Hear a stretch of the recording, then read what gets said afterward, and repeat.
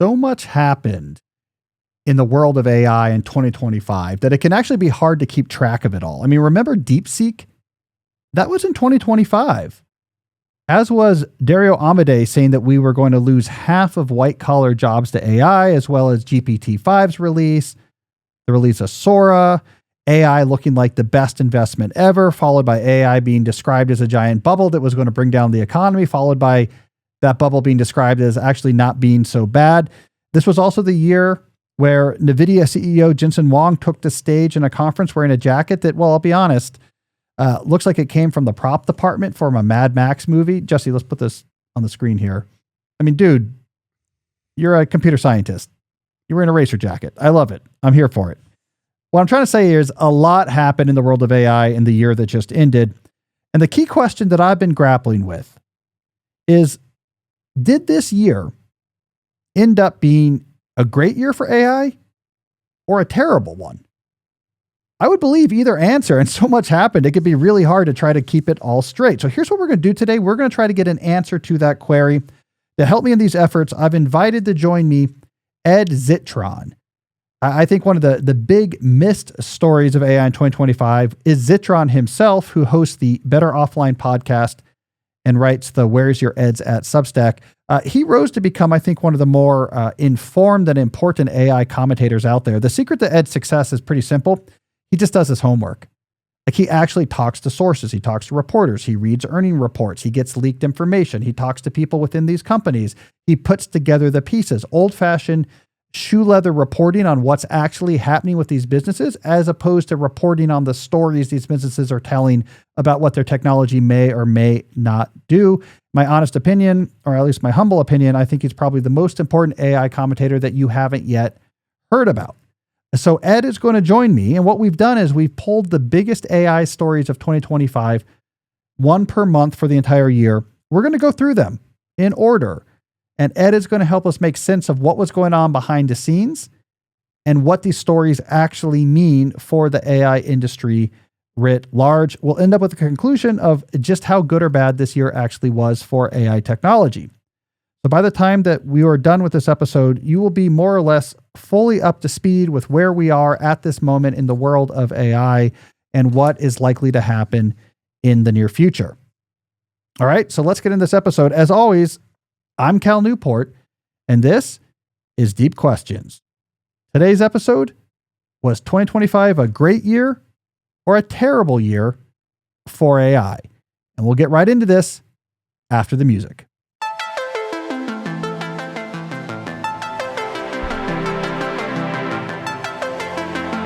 All right, so Ed, we got a lot to figure out. I got to point out something first, though. Okay. This is something I don't normally do, but for those who are watching, I put on a jacket. Nice. To try to compensate for your English accent. A jacket for the British. I think it's going to make me look a little bit more scholarly and erudite. That was my strategy. I'm wearing a sweater that I've worn once, and I'm like, I guess I'm warm, but I look weird. But it's fine. That's my bid. Yeah. But you sound, but it sounds... I sound British, and I can't hide that. Yes, and so that gives you an advantage on me. But I think my blazer will kind of balance it out. Yeah, I think we should be good. You're wearing a sweater in Las Vegas, though, so that should take points away. It gets cold here. It gets cold here sometimes. I don't believe it. I went once in July. I'll never believe anything. Yeah, okay, I can understand that. All right, so we're going to try to figure out what the hell happened in 2025, right? It's you and I both were covering AI in that year. It felt like all the things happened. Yeah. There was no quiet period in that year from the AI front. And so what I wanted to do is go through month by month and hit some of the big headlines. Mm-hmm. And you and I will try to figure out what was that good news or bad news for AI? What actually happened? So it's going to be like a trip down a sort of frustrating memory lane. All right, let's start in January. I actually forgot that this was in 2025. I thought it was earlier. Man, it was a long year.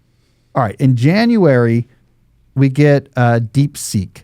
DeepSeek. Here is DeepSeek, the Chinese AI app that has the world talking. Let me read the first sentence of a BBC article from that period. DeepSeek, a Chinese artificial intelligence startup, made headlines worldwide after it topped ad download charts and caused U.S. tech stocks to sink In January, it released its latest model, DeepSeek R1, which it said rival technology developed by ChatGPT maker OpenAI's and its capabilities while costing far less to create. This was like a huge deal that no one talks about anymore. Explain to my listeners, what the hell is DeepSeek? So DeepSeek was a really interesting one. I remember I was on a plane. I just got started to move back to New York and such. Like I spent a lot of time there.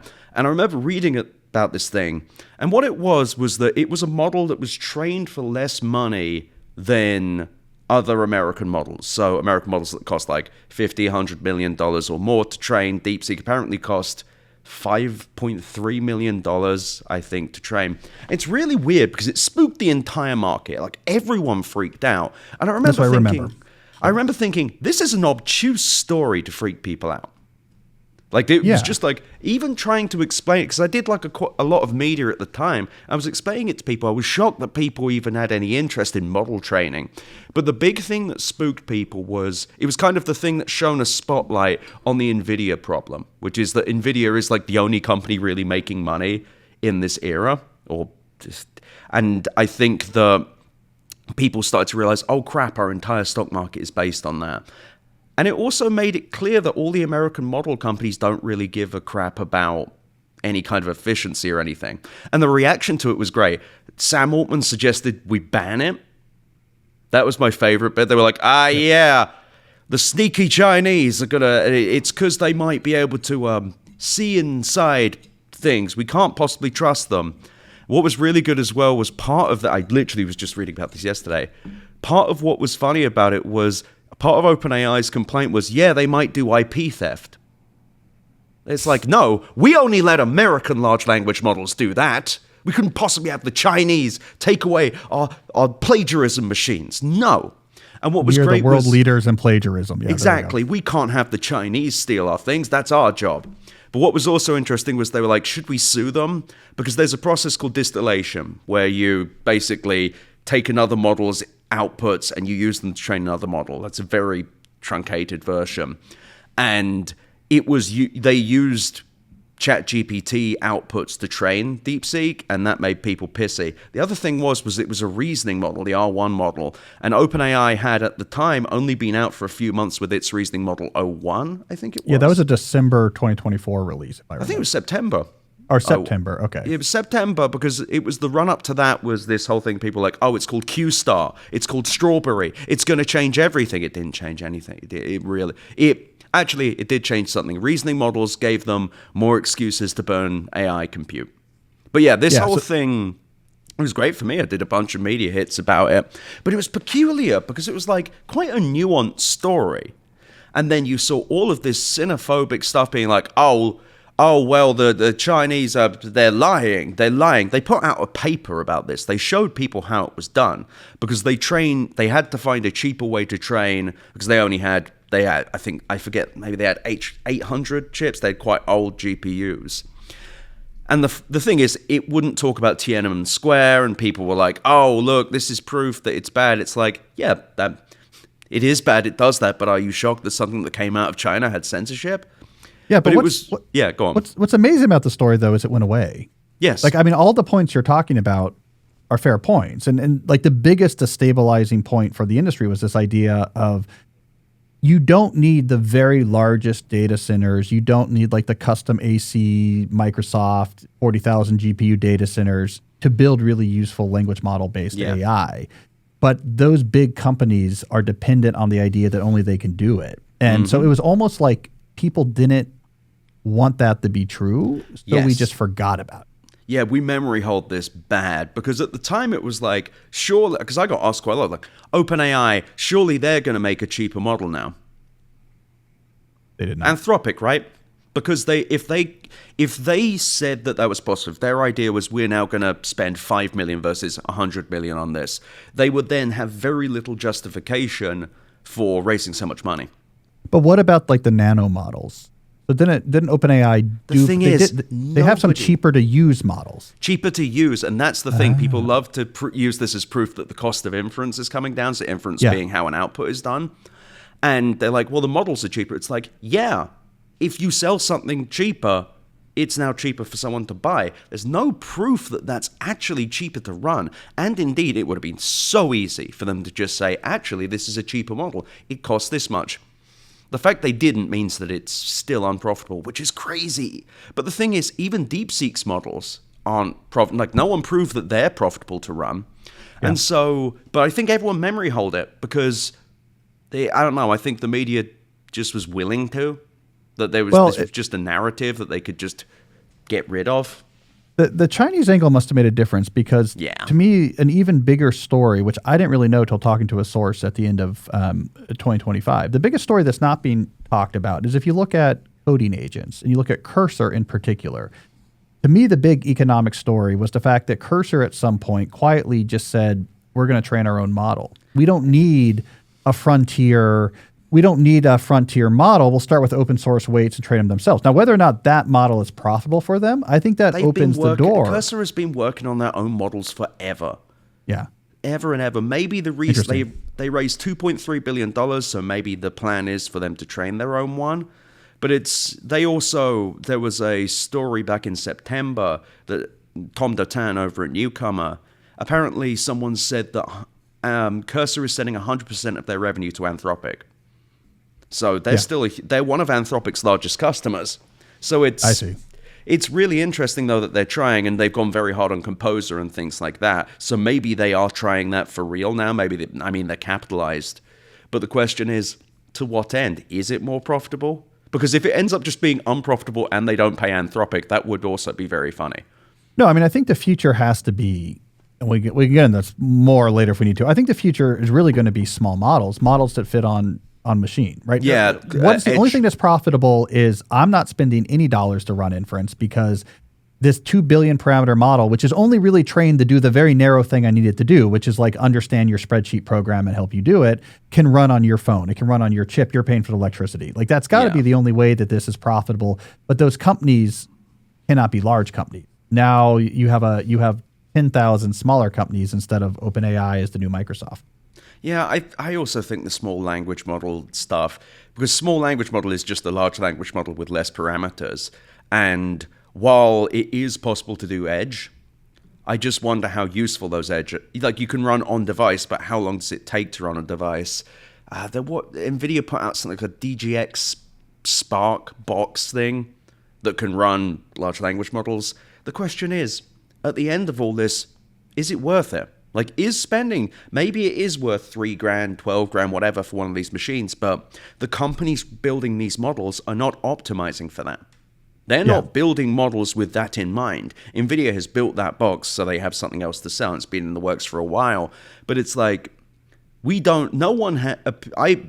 can't find anyone who has run client side who has used it like in that manner, who's like, oh, I do all my coding, but I do an on-device one. I'm sure they exist.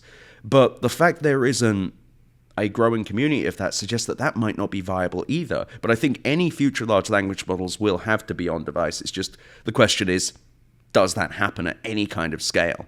Yeah. All right. So other thing in January was agents. I tracked this down recently. This is when the chief product officer of OpenAI said the quote that then got translated by Axios into 2025 is the year of AI agents. Axios does this, by the way. I don't know if you've seen this. As a reporter, It's really a pain. Mm-hmm. They invent a quote, they paraphrase what someone said into a better form, and then we'll say, like, this headline is 2025 is the year of agents, OpenAI CPO says.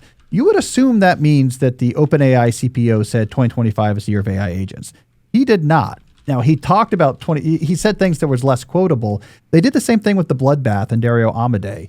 He never actually said it was going to be a bloodbath, but they had a headline that said, this year is going to be a bloodbath, Dario Amodei says. So anyways, I watched Axios had a quote as well where it was like, this is proof that AI is taking jobs. And then you read the study and it's one line saying, yeah, we kind of see some effect.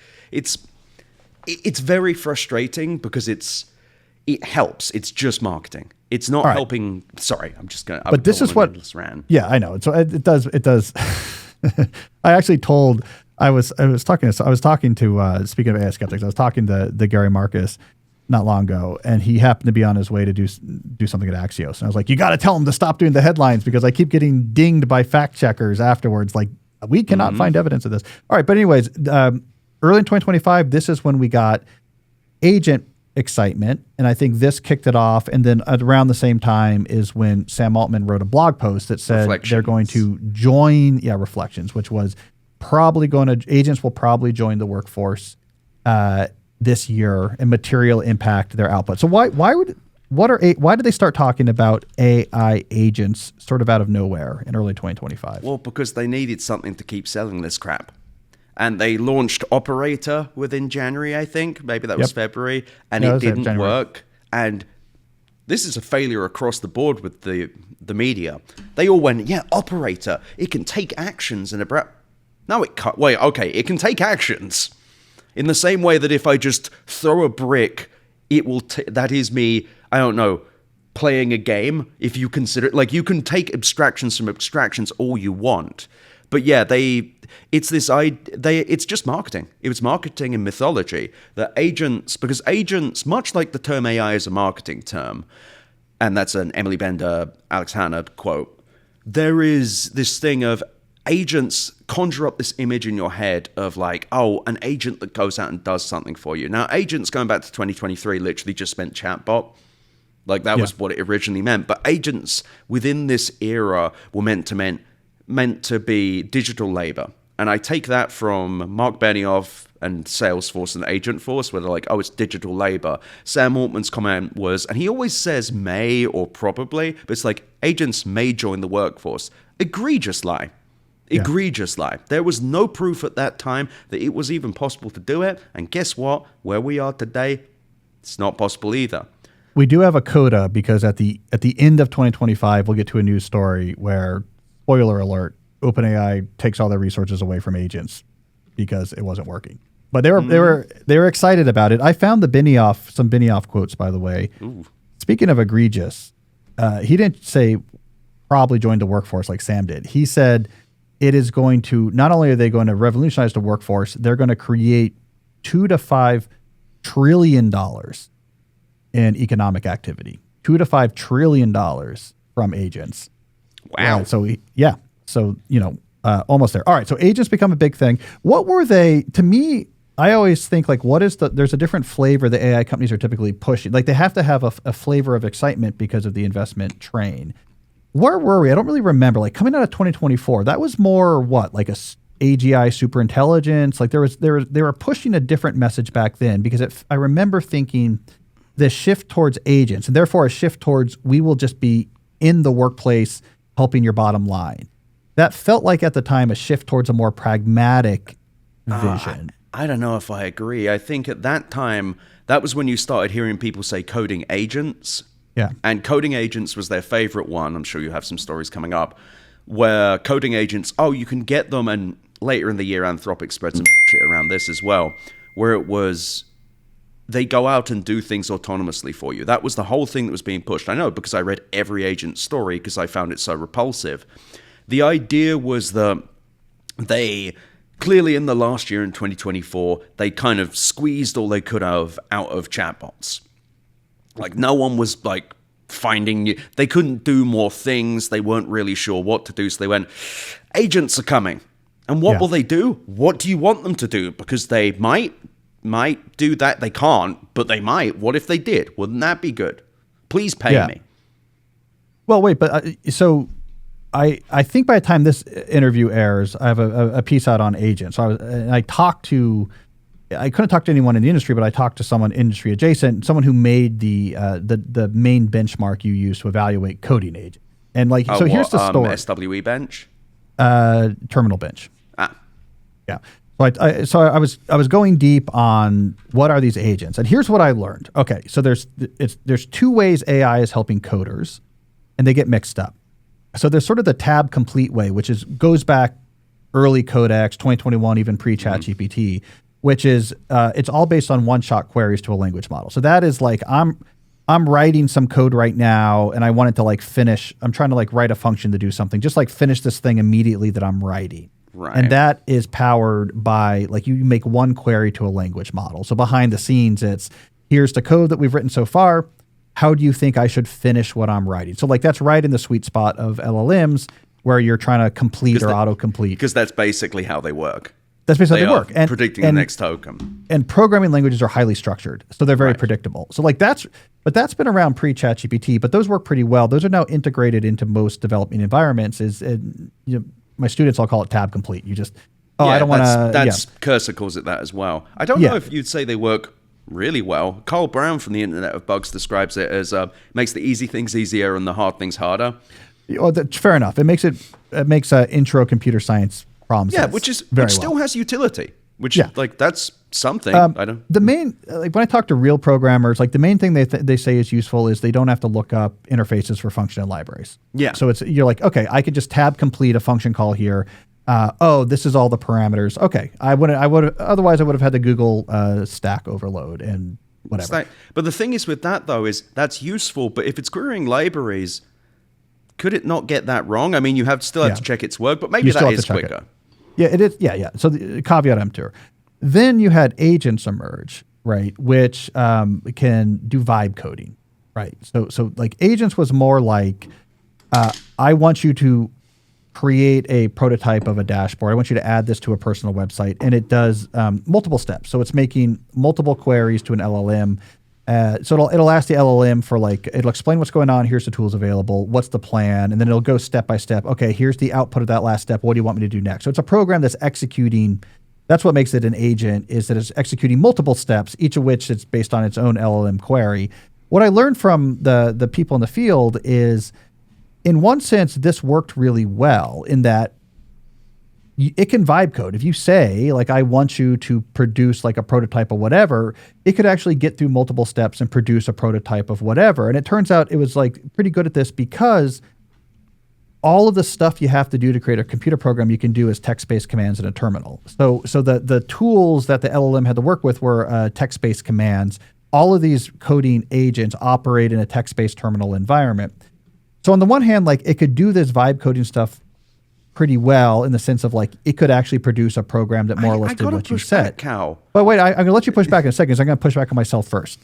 But on the other hand, these things that were being vibe coded have no economic utility. So in the abstract, right, if you're can we have a multi-step execution, call an LLM bunch of times to do a bunch of stuff on its behalf, and on the other end end up with an updated website or a web-based dashboard that more or less does what you say, that it can do that, but the economic utility of that is very limited. Can it do that? Can it do that? Because that's the thing. Vibe coding, I believe, is one of the greatest frauds of all time.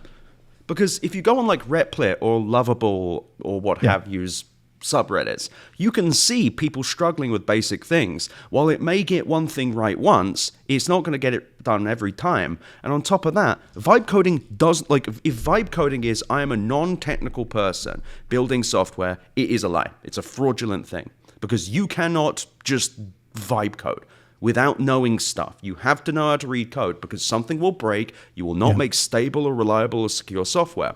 On top of that, the multi-step but I have seen it. It does create, if you need, there's a real use case, right, for someone I know. If it really is just I want a web-based interface for the silent auction for my kid's school. Sure. And I don't know how to program. It can do that. It can do. Can maybe that because or of the large language tools. Model component. It's will this work this time? Oh yeah, it might take you, but you can work with it and finally get that thing to work without really having to know. But you do kind of still have to learn a lot of this stuff. Fair enough, because the people I've talked to doing this without coding background, they now know a lot about setting up accounts on these different AWS clouds and different coding environments, and you do have to learn. Yeah. Which kind of, at that point, that's not an agent. At that point, that's just generative code that may or may not work, and then you need to do all the infrastructural things. It gets back to the thing of what is a software engineer. And it's a software engineer is not just writing code. I just think that even now, and I'm not saying this is a criticism necessarily, even then the marketing is so powerful that even we fell into that trope of well, it can do this. Can it? Can it though? Can it do it every time? How replicable is this process? How realistic is this? I think you're right though. It's it has some use, and I've heard people say this as well with MVPs. You need to fudge something together for an investor, and you need to do it quick and dirty. It doesn't have to be perfect, but it has to kind of resemble the form and function. I've heard people do that, and it's great. Yeah. That's what I've heard. And I've heard dashboards. People like dashboards. Yeah. So we want internally. Okay. All right. We're going to take a quick break here to hear from some of the sponsors that make this show possible. I want to talk about our friends at ExpressVPN. So I just heard something mind-blowing. Netflix has more than 18,000 titles globally, but only 7,000 of those titles are available in the US. You're missing out on literally thousands of great shows unless you're using ExpressVPN. You see, in addition to the world-class protection they give for your internet activities, ExpressVPN lets you change the location from which the internet thinks you are coming from, which means you can change where Netflix thinks you're actually located in the world. ExpressVPN has servers in over 105 countries, or in exactly 105 countries rather, and all 50 United States. So you can gain access to thousands of new shows and never run out of stuff to watch. So for example, when I was in London recently and I was using Netflix in the hotel, there's shows there that we don't get here in the US, like Top Boy or Poldark. If I wanted to watch those shows right now, it would be super easy. I would just have to open the ExpressVPN app, select United Kingdom, refresh Netflix, boom. Now I'm seeing the United Kingdom shows. Now, if you're going to use a VPN, use ExpressVPN. It's the one I recommend because it's easy, it works on all devices, and it's rated #1 by top tech reviewers like CNET and The Verge. So be smart and stop paying full price for streaming services and only getting access to a fraction of their content. Get your money's worth at expressvpn.com/deep. Don't forget to use my link at expressvpn.com/deep to get up to 4 extra months of ExpressVPN. This episode is also sponsored by BetterHelp. This new year, you don't need a new you. You just need to feel lighter. Think about it. Every January, we're told to add more goals, more hustle, more change. But what if feeling better in 2026 isn't about adding? What if it's about letting go? Letting go of what's been heavy or stressful or holding you back. Therapy with BetterHelp can help you see what's been weighing you down. With a licensed therapist, you'll gain clarity, perspective, and emotional space for the possibilities ahead. You don't have to reinvent yourself to move forward. You just have to make room for the lighter, truer version of who you already are. And if you're considering therapy, consider BetterHelp.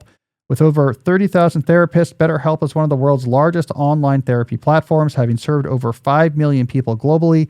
And it works with an average rating of 4.9 out of 5 stars for a live session based on 1.7 million client reviews. Make this year the year of you letting go of what's heavy with BetterHelp. You can't step into a lighter version of yourself without leaving behind what's been weighing you down, and therapy can help you clear space. Sign up and get 10% off at betterhelp.com/deepquestions. That's betterhelp.com/deepquestions. All right, let's get back to my conversation with Ed. We're in January, man. Okay, we got to roll. All right, February. I know. So it's not going well for AI so far. I mean, not great. But let's get to February. February, I think, was the quietest month of 2025. There were 2 models released that I don't remember at all. And I want to see if you remember these at all, too. The 2 models that were released in February 2025, Gemini 2.0, and this one I really forgot, OpenAI's GPT-4.5, which I ended up learning about later. This was them, tell me if I have this right. This was, going back to the scaling, the scaling article I wrote, I talked to you for that. This was the result of the project they started right after GPT-4, where they said, we're going to make the model 10 times larger. We're going to make our data center 10 times larger. And the result is going to be a HAL 9000. And it wasn't. And it was the oh crap moment where they're like, it was. But and this is what they eventually released out of that, I think was 4.5. Yes. And I absolutely knew that this was coming. So I have the tweet up and I want to read just a little bit of this because it really tells a beautiful story. Wait, this is what are you reading? Your Sam tweet Altman. from February. Sam Altman's from February 2020. All right. Okay. GPT-4.5 is ready. Good news. It's the first model that feels like talking to a thoughtful person to me. I've had several moments where I've sat back in my chair and been astonished at getting actually good advice from an AI. Bad news. It's a giant expensive model. We really wanted to launch it to Plus and Pro at the same time, but we've been growing a lot and are out of GPUs. We will be adding tens of thousands of GPUs next week and roll it out to the Plus tier then. Hundreds of thousands of GPUs coming soon. I'm pretty sure y'all will use every one we can rack up. This isn't how we want to operate, but it's hard to perfectly perfectly even predict growth surges that lead to GPU shortages. A heads up, this isn't a reasoning model and won't crush benchmarks. It's a different kind of intelligence, and there's a magic to it I haven't felt before. Really excited for people to try it. Yeah, this was when, you're right, this is when people started going, I don't know about Clammy Sam Altman. They're starting to get a little bit worried. Yeah, never want to hear magic. It's magic, though. Magic. Ed, it's so magic. Good that I can't tell you why it's good. It's magic. It's just going to be magic. Yeah. It's so cool when people give him billions of dollars. So from what I understand was they based by reporting for an article we'll get to later, they knew about a year before this that they were in trouble. Going into summer 2024 for sure. This Project Orion, their sort of next large model training after GPT-4, was not generating the same leaps in performance that they had seen before. And so this became a problem.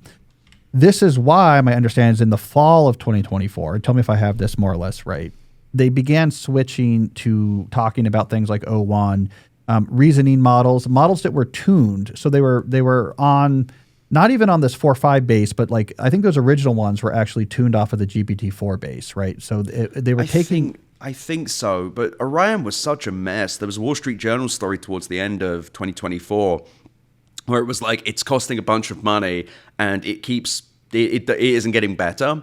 Yeah. And I think that they were just... And that was pure scaling. Yeah. That was their last pure scaling play. They did the exact same thing they had done for GPT-4. And they're like, let's just do that bigger. And so that's expensive because that's a big model. And it just wasn't getting much better. And that's why my understanding is they switched towards these tuning things. Because now they're like, well, what we'll do is we'll tune an existing model to do well on different benchmarks or give them specific features and talk about those particular features. So like reasoning's what really matters, not, this model is just like clearly much more better at everything. Like that was kind of the GPT-4 experience for a lot of people. What I think it is it's test time compute. It's just reasoning as in like, instead of I ask it to write a fanfic about Scooby-Doo doing Tiananmen Square, instead of it just burping that out, it breaks it down into steps of what is Scooby-Doo, what is Tiananmen Square, and so on and so forth. Yeah. And then, and that is the only way they were seeing reliable benchmark improvements. Wait, so walk us through that. So you would query the LLM first to be like kind of break down the user's prompt, break it down into multiple things, and then they would make multiple queries to an LLM on different parts of this and put it all together at the end. It's a little simpler. It's usually with an LLM before reasoning, you would ask it, this is very simple, you would ask it a thing, it would spit out an output. Instead, here, when it spits out the first outputs, it's not sending them to the user. It's actually taking a query and saying, what is the user asking? Here are the steps, and this is all output tokens, so it's expensive. But it says, okay, these are the things that I think the user wants to do. Time to generate something for each bit to make sure that I'm doing it right, and then the output happens. This allowed for improvements on benchmarks, and it had good returns on coding in particular. It also chewed up way more compute. And this helped everyone because the benefits of just training models by shoving a bunch of training data into them, we hit the diminishing returns at the end of 2024 as well.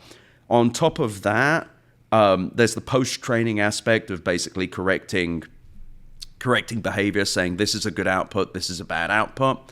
That's also where they saw it. And actually, I realize I'm getting ahead of myself. At GTC in March, so the next month, Jensen Huang's... We're jumping ahead to March now. So tell us about this. So in GTC in March, two things. I don't know if you've got all the NVIDIA stories because there's some weird stuff.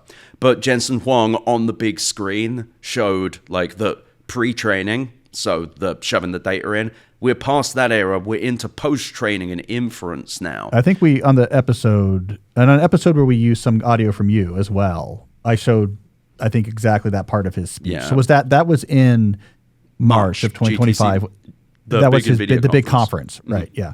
And that's where he was, just as an aside, because we talked about this in the intro of the show today.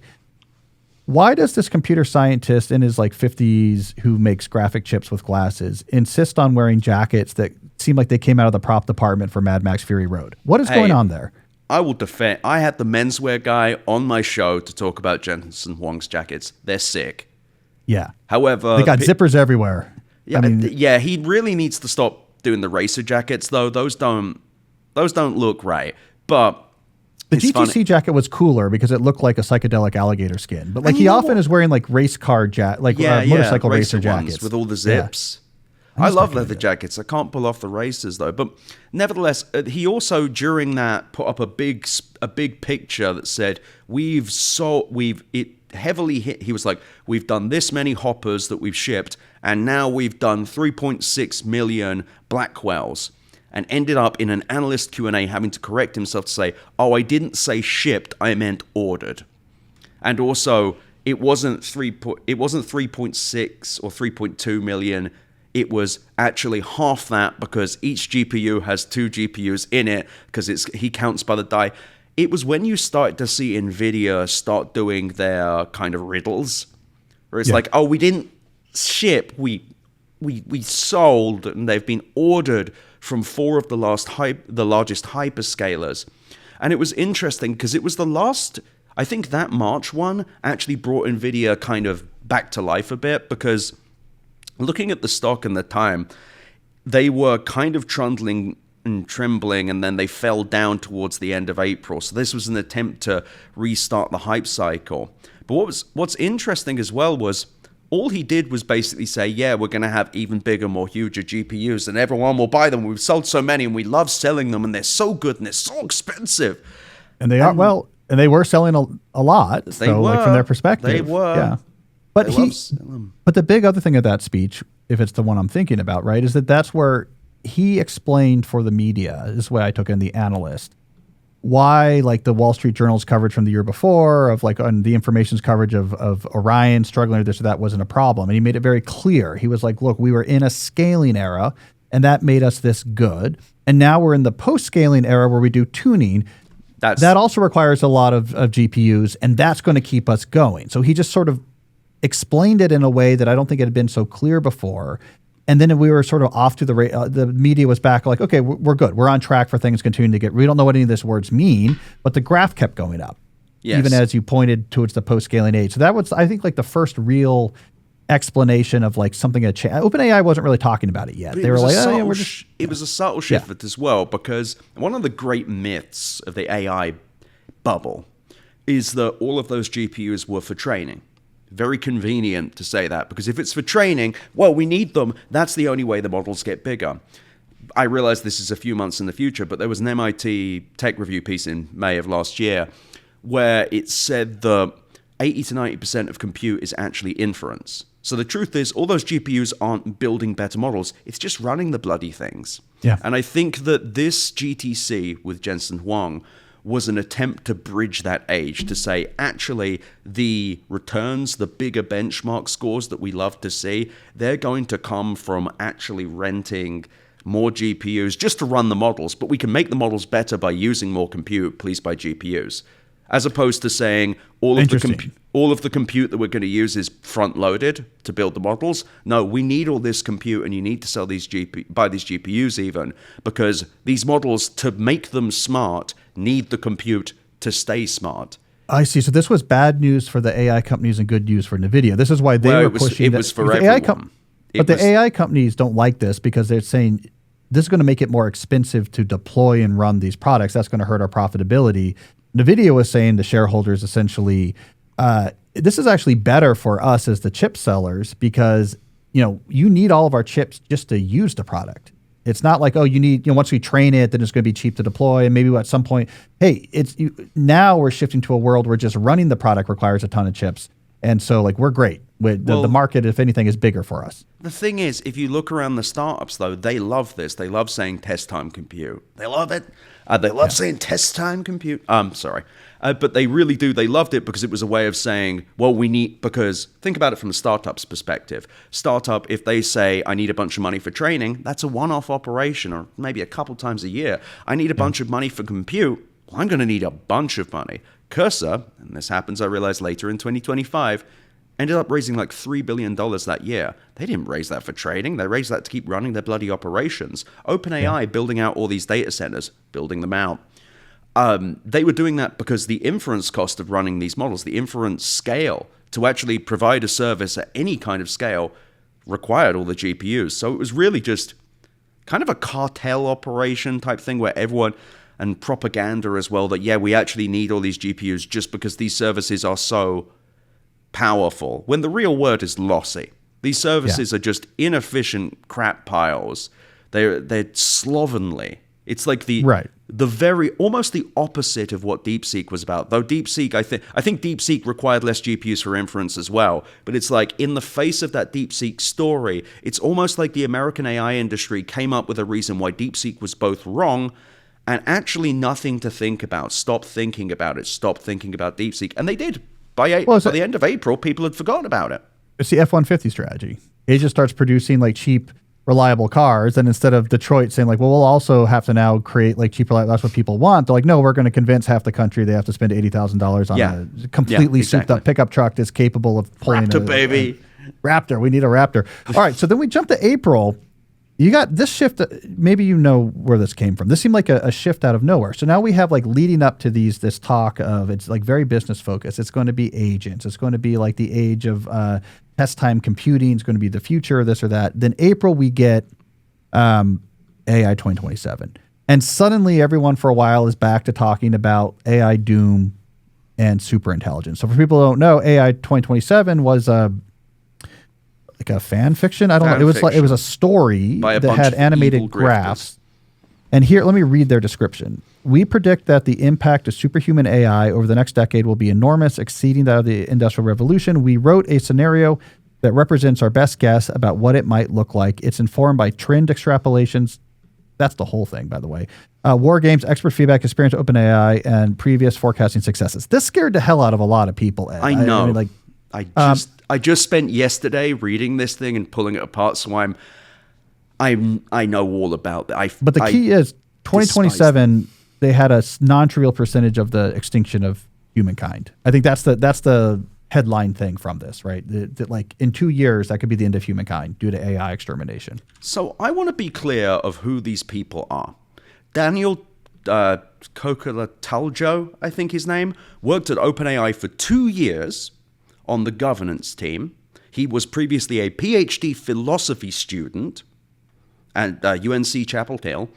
On top of this, Daniel quit, and he quit in the middle of June 2024, claiming that OpenAI was secretive and didn't care about superintelligence. Now, you'd think and they was named as a whistleblower by Kevin Roose at the New York Times. You know what whistleblowers tend to do? They tend to blow a whistle. Daniel didn't. Daniel didn't actually say anything. Daniel had nothing to share other than he wrote a scenario in 2021 that was sort of accurate about what the future might be. And AI 2027 is him, the flippin' Star Codex guy who was a psychiatrist who named Nick Land, a guy with a theory of hyper-racism, as one of his favorite writers. Like, the people that wrote this are not scientists. They don't really know anything about anything. The whole thing is written. It's like thousands of terribly written words, lots of scary numbers. But when you read it, it hinges on one idea, just one, that in 2025, Open Brain invents... That's their fictional company in the scenario. Which could be anyone. Open Brain invents the thing called Agent One, which can do AI research. That is the entire hinging of the piece. It can do AI. Do they define what that means? No. They never define it. So just to be clear, this thing that was written to scare people, to grift, to help, was the AI safety research nonprofit that's connected to the effective altruists.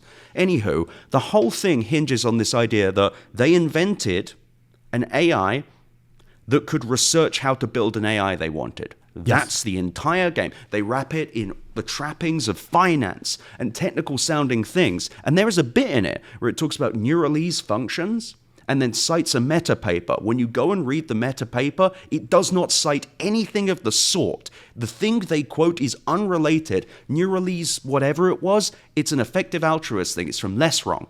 Or it's... Sorry, this thing really deeply pissed me off because I had people calling me. I had people, friends of mine, people I love and respect, who were terrified by this. Me too. That was the intention. Sorry, I'm freshly pissed about this. But you got, because I read it at the time as well, and I came to the same conclusion as you. It was like, is anyone picking up? This whole thing hinges on, they never addressed the question of how do you build a super intelligent AI? Like, what's it going to look like? Like, what's the architecture? How does this work? They just said, we'll build an AI that can build a better AI, and that'll build a better AI and a better AI, and then they'll figure it out. The AIs will figure it out. But as I keep emphasizing, we do not know how to build a language model that can produce a software for AI that's better than what any human can produce. That's not how language models work. Ideas. They can produce the type of code they've been trained on. So unless you could train the AI and tune it with lots of examples of real better AI, it can't build better AI, right? It can't leap beyond what it's trained on. And no one is even close to this. We talked about this earlier. We're tab completing function calls with AI right now, so we don't have to look things up, and vibe coding buggy dashboards. It's unclear how did you get from that to brand new models of human intelligence that the collective AI community and decades of work couldn't figure out on their own. I'm not quite sure where that leap happened. So I was frustrated by this one. I was frustrated by it as well because it all came down to the same. It's all the FX argument, right? So like the way I talk about it, I rant about this on my show a lot, Ed, but the way I talk about it is what happened is that the existential risk community came out of effective altruism in the 2000 teens, which was a community that looked at, we want to look at existential risks that might be unlikely but have really high impacts if they happen, like asteroid hits, pandemics, and super intelligent AI, because, we're doing our rationalist thing. And we're like, the expected value of spending money now on rare things with cataclysmic outcomes is positive. That's basically this was Nick Bostrom's existential risk center at Oxford, was we probably won't get hit by an asteroid, but because it would eliminate all of humanity, it's actually a good investment to invest now in networks like look at asteroids. And so one of the hypothetical risks they looked at was superintelligence. Post ChatGPT, they went through this weird sort of shift in their brain where they went from this hypothetical risk we were looking at along with asteroids and pandemics to what if it was actually happening now? Well, if it actually was happening, we're superheroes. We're the ones who pointed, and there was this shift that happened in that rationalist effective altruism community with the people working on existential risk, where they shifted from hypothetical to we're just going to convince ourselves it is happening because that makes us the most important people on Earth. You're correct, but I think you're even being kinder. I think they were waiting for a moment to grift. I think they were sitting there waiting, being like, what's a thing we can grasp onto so that we can start draining cash? So we can get a bunch of attention. Look at what happened with AI 2027. I'm sorry. I think Daniel's a true believer. I think it made him a superhero. I think it made him a cynical grifter. I think he's Interesting. A cynical grifter. Interesting. Look at what happened when he left OpenAI. He made this big song and dance with this petition back with Jeff Hinton, who I have some other feelings about, with all of these smart people. Ooh, OpenAI is doing such bad things. What are they? I couldn't possibly say. He made all of this noise and the media ate it up. All this whistleblower, this brave guy who came forward. What did he do? Nothing. He didn't share a goddamn thing. He was so concerned but couldn't say what about. It kind of sounds like AI 2027. Oh, I'm so concerned this will happen. What will happen? I don't know. The agent, China will steal Agent 2. China... Agent China, they're scary, right? Be scared. My non-profit is this, by the way. So the specific thing recursive self-improvement. That was the thing he was talking about. Was he incorrectly was saying we're almost at the point right now within OpenAI where the AI is going to be doing the programming for us, and then we're going to have this takeoff idea that goes back to the 1960s. This recursive. I have another word for incorrect. Lie. Yeah. I think he is a grifter. I think this whole thing was a grift. I think it's connected to the Star Codex guy. I think it's connected to the effective altruists. You'll notice that those popped up with FTX too. They pop up with everything. They've been looking. I don't know. I'm extremely cynical. I don't know. I just feel correct on this because these people, because here's the thing. Here's my entire feeling about this. If they actually wanted to talk about scary bad things that are happening, I don't know, talk about the Kenyans who are training these models for like $2. Yeah. How about you go and talk about all the theft that's happening? How about you go and talk about the gas turbines that were being spread everywhere? How about we talk about the environmental issues? How about we talk about the thing happening today? It's the same problem with Jeff Hinton. These people want to talk about, what if the computer does this? Which is fine. We should have those conversations. But when you were talking about AI safety, why don't you talk about now? Because if you talked about now you'd have to do something, you would actually have to take action, take a position, make enemies.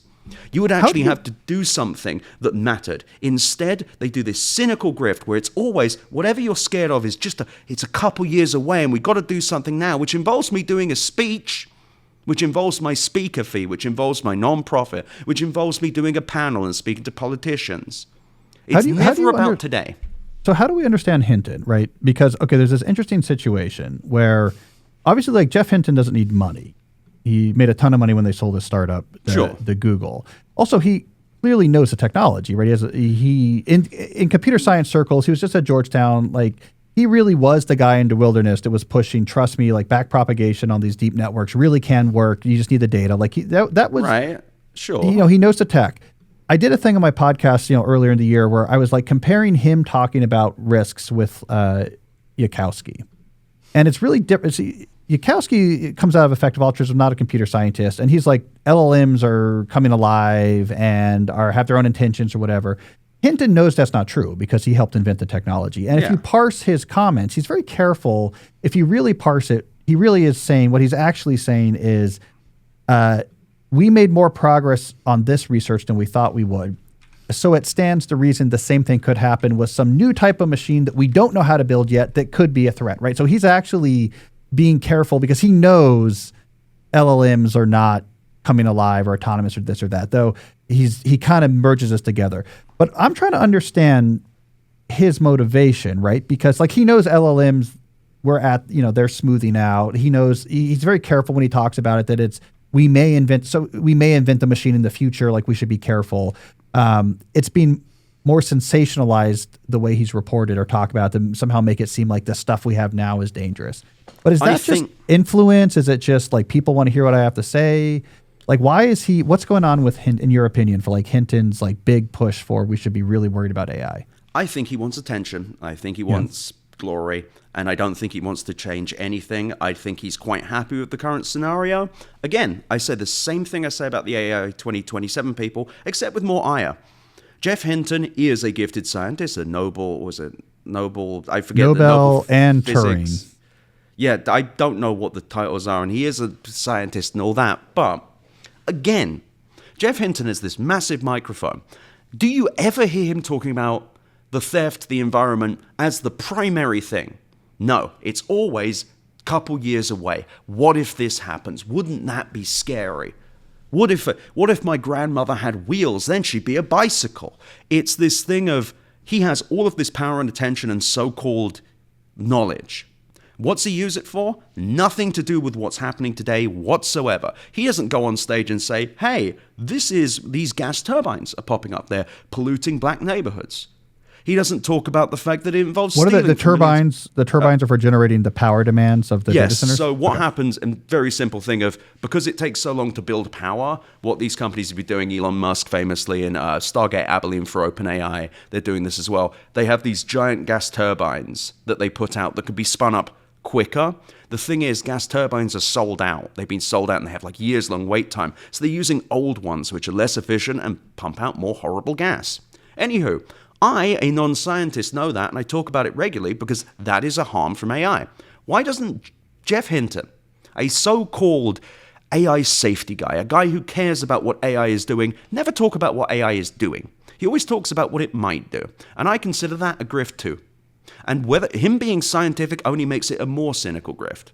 They feeling, say deal, but she at least has a startup, even though I think world models are another grift that people are going to move to next.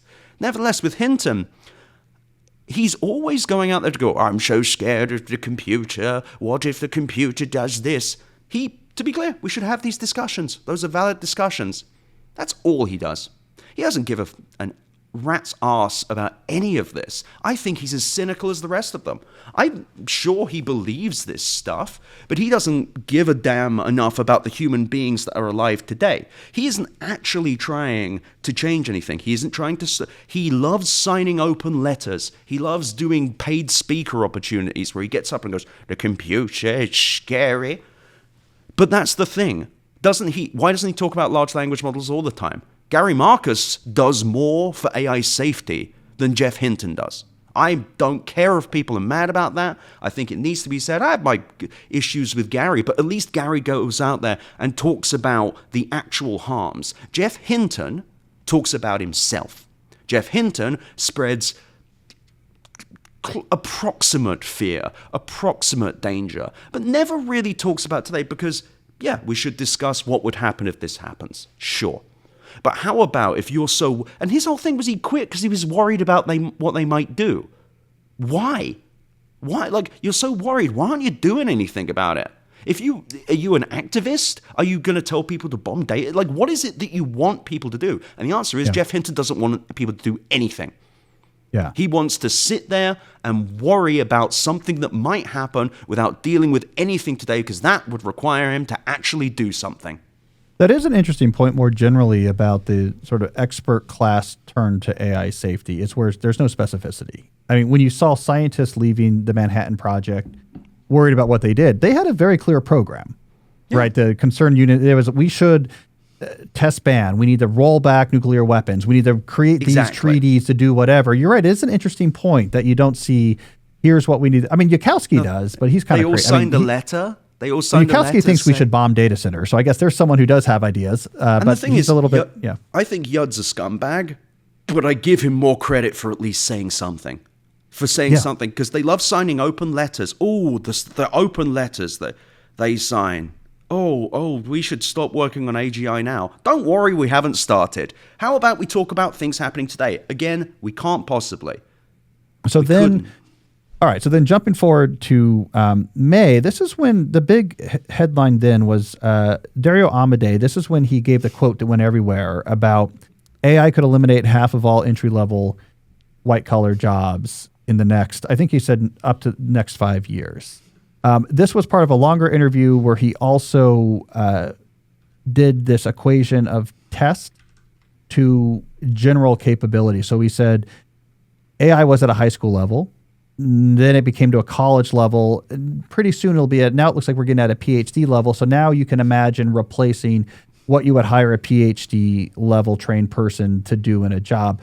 From what I can understand, that was just referring to math tests. They're referring to math tests that the model had passed. And someone had said the problems on this math test, which they had tuned it to do well on, were problems that you might give a grad student on a math test. That got extrapolated to AI can do what a PhD level employee could do. I mean, I guess if the employee's job was to solve math competition problems, that's true. That's kind of it. Well, to quote Gun Toucher from Blue Sky, CEO of Oreo Cookies, the Oreo cookie is as important as oxygen.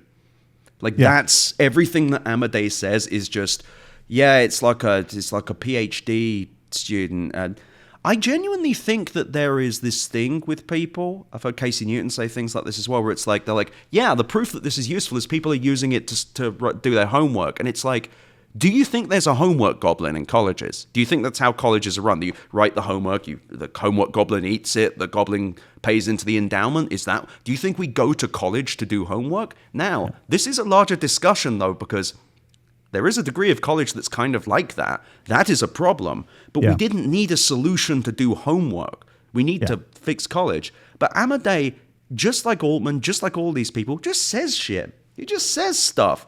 Why does he always says, I'm reading the quote here, why does he always say things like, Amodei said he was highlighting it to warn both the general public and the government of what's coming. This is his shtick, right? More so than it's Altman. The same grift. He's always saying, I'm the bearer of bad news. I'm the one who's willing to tell you straight. But it delivers the same message in the end as Altman's more optimistic messages, which is, this is the most important technology. It's going to change all the things. All the money needs to come to the people who are building it. It gets you to the same place, right? Like whether you're saying I'm worried about it or excited about it, if you're saying this technology is going to create 20% unemployment, I mean, if I'm an investor, I'm like, oh crap, I got to be investing in the company that's going to take those 20% of jobs, right? Like it's still a very optimistic prediction for Anthropic, right? It's cynical. It's this cynical crap that people repeat every single time. They fall for it every time. He made a prediction at one point. It was like 90% of coders will be replaced in the next 6 months. I think he did that in March. Didn't end up being true, it turns out. But the thing that I think people need to realize is that these people aren't special.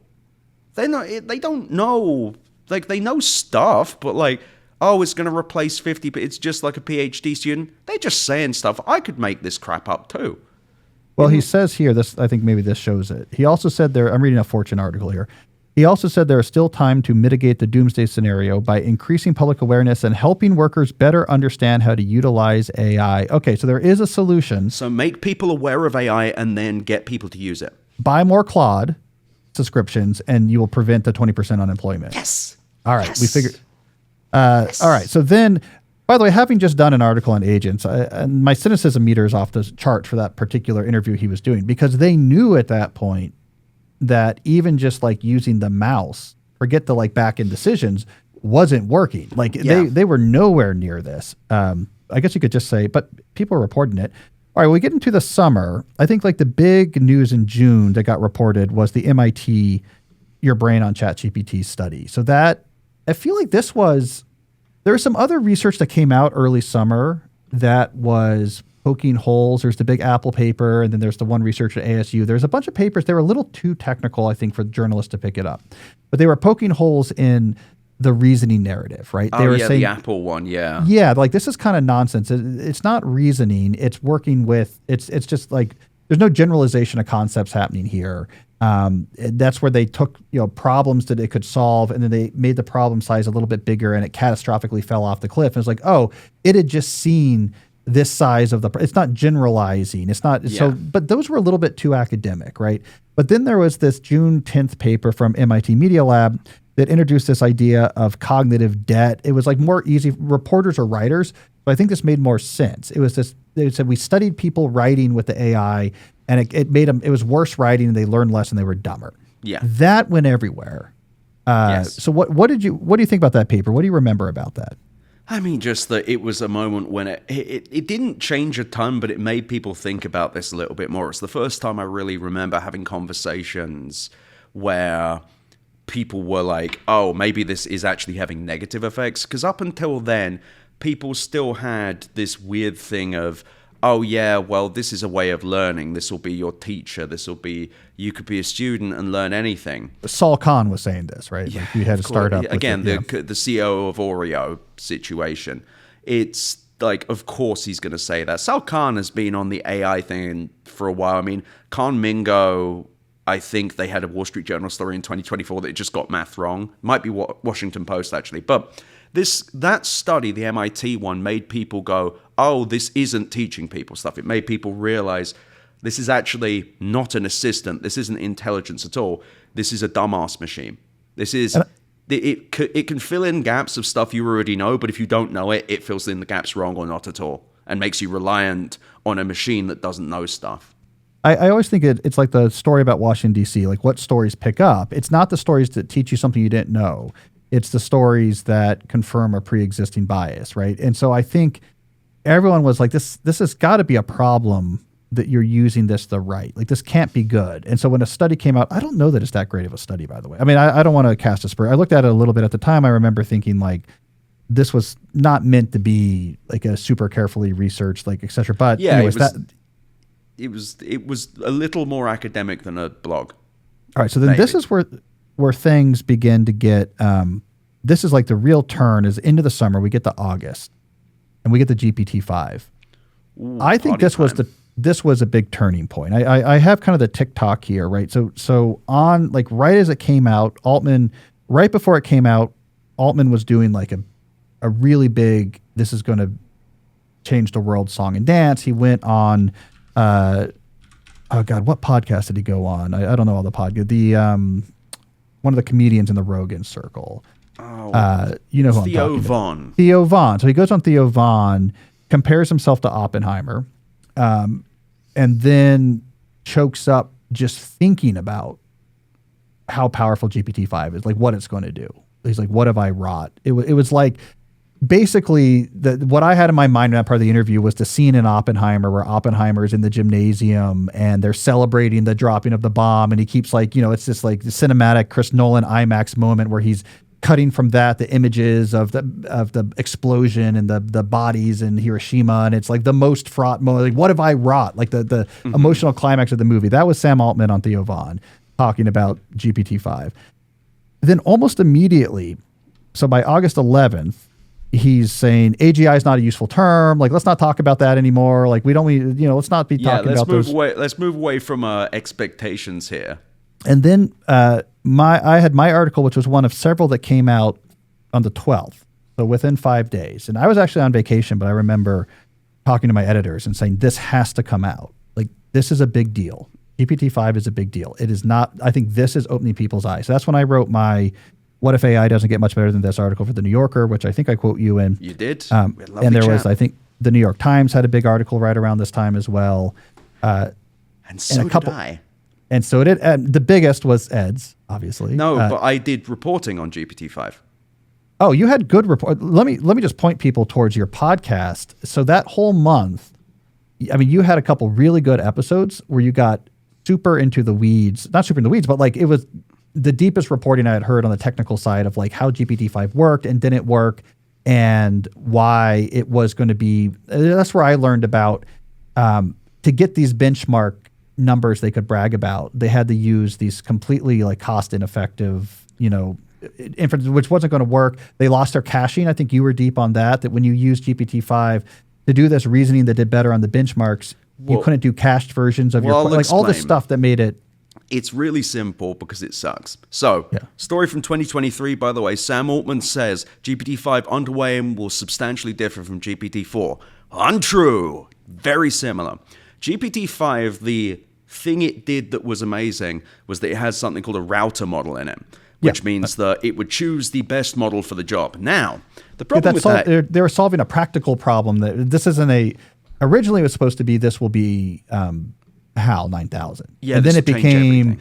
We introduced so many models in 2025 and late 2024 that really like the main practical thing is we'll have a model like choose those for you so you don't have to know which one to use. It had kind of gone from this is going to take over the economy to like we made things complicated ourselves. Now we're solving our own problem by having it automatically route itself. But that, or as you reported, even that feature caused a lot of problems.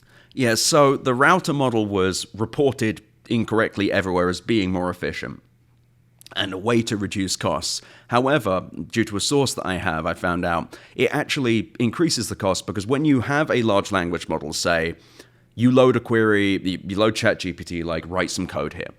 When it does that, the system prompt is, you are ChatGPT, you are an assistant that can do these coding things. It adds this text in front of for the listener. It adds a lot of text in front of your text before it sends it to the model to give the model instructions about how to answer, what tone to use, like what to avoid. What tools, like do you use a Python tool or a web search tool? Now, before this router model, what it would do was you would choose a model and it would have that system prompt and it would not have to keep reloading it. It wouldn't have to keep entering that in. It would just have it and be able to cache that and then say, okay, this is what I'm working on.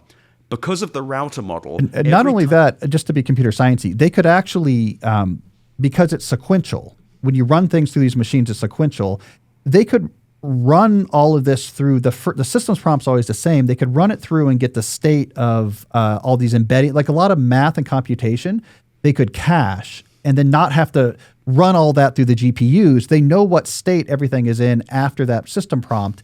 So they could have all of the effect of having processed that system prompt without having to actually do the inference time for it. So they could cache it in a way that like, okay, we can have a huge long system prompt and not have to pay for it every time we do a prompt, every time a user submits a new prompt, which was very important from a money saving. All right, go on. Except that all that goes out the window. Every single time it routes to a different model, it has to completely start again, has to wipe the system prompt every time. It is less efficient. My source was telling me, I can't exactly explain how, but the source was explaining that it was actually creating more overhead and the people on the infrastructure side were saying, what are we doing? Like, this seems like there were straight up people saying, not sure this is a great idea. Like, I'm not sure. Like, this seems to be creating more overhead. We cannot cache the system prompt. This is causing... I reported this at the time, and I took it to multiple reporters, and they went, no, it's not. I had multiple reporters go, it's not true.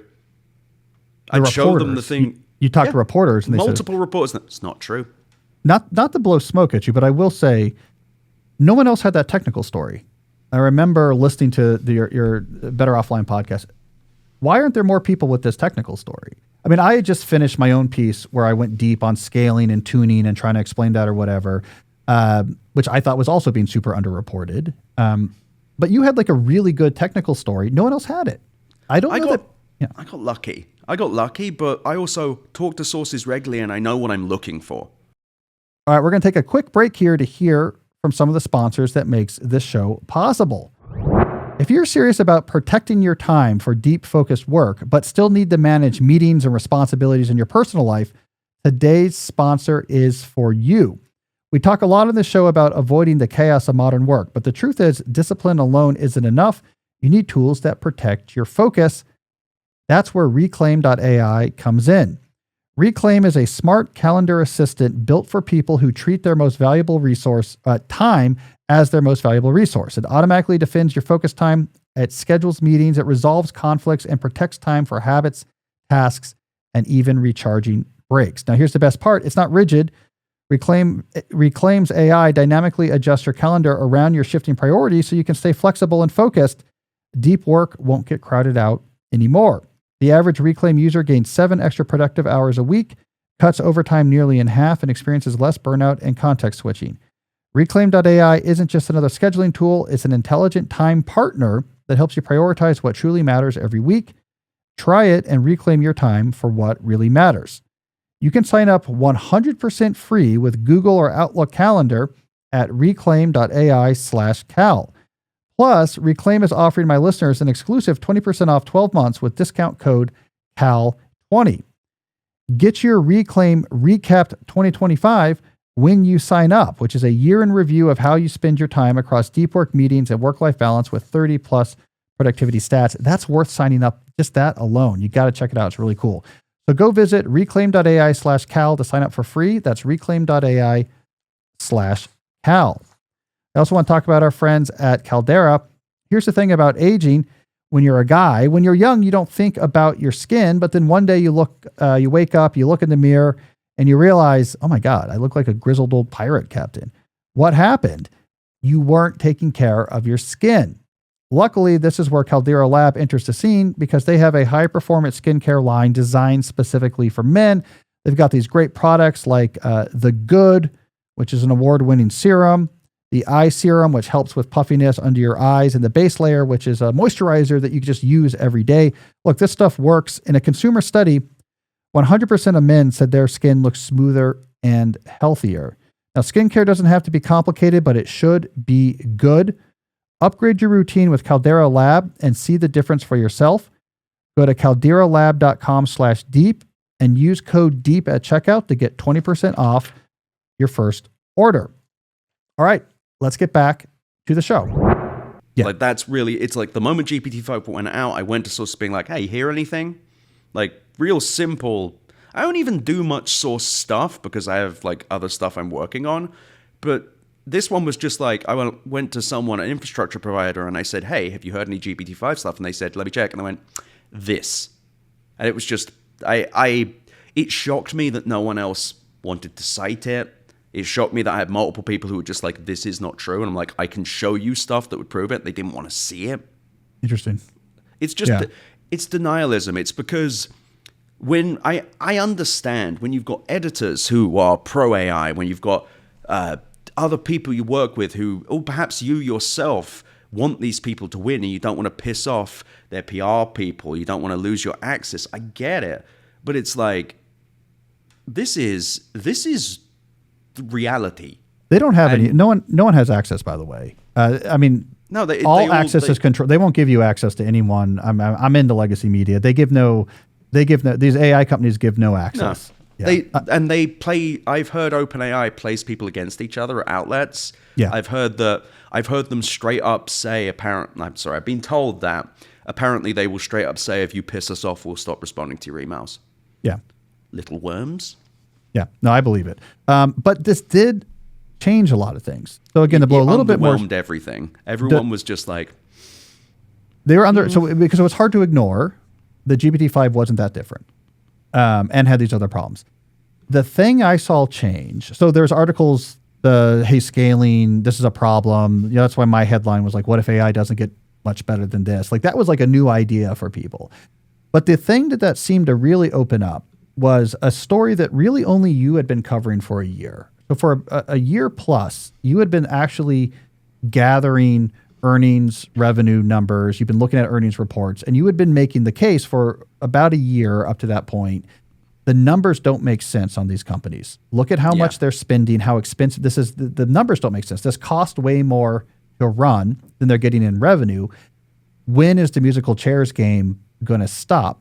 Post GPT-5, all the major publications sent good financial reporters to do these type of stories. So we get, for example, the New Yorker had a big, in the magazine, a big, wait, is this a bubble article? The Wall Street Journal had several, including the one in September, spending on AI is at epic levels. Will it ever pay off? We began to get really good analysis, like comparisons to level 3 and what happened with like laying the infrastructure. The New York Times started writing these articles. They had covered it, the bubble possibility 0, and then they started covering it multiple times. That's my story of September, is all of these different bubble articles. I'm assuming that was all basically opened. The floodgates were opened by GPT-5 underwhelming. It just sort of changed the way that people categorize, like, wait, maybe there could be a problem here. Which, by the way, I have experience with from my social media reporting back in the day. Just as a quick analogy, everyone thought in the media that I was eccentric for my stances about social media is a problem. We shouldn't be using it. This is not a fundamental technology. This is a real problem. And I was shunned and attacked, and people were coming after me.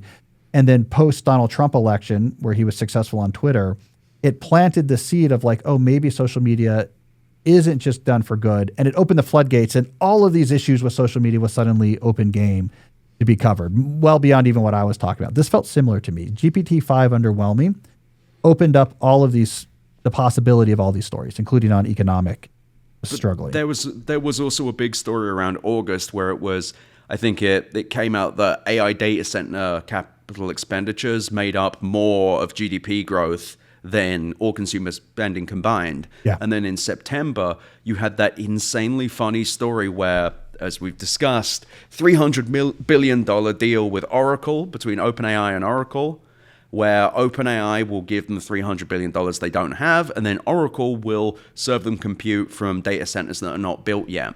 And I think that happened and sent the stock spiking. And then rapid fire, we had this AMD deal, where AMD, it was a really funky deal as well. It was, let's see, that came out, I'm skipping ahead to October here, but the AMD deal, but basically by October, mid-October, I think, OpenAI had agreed to like 26 gigawatts of data centers.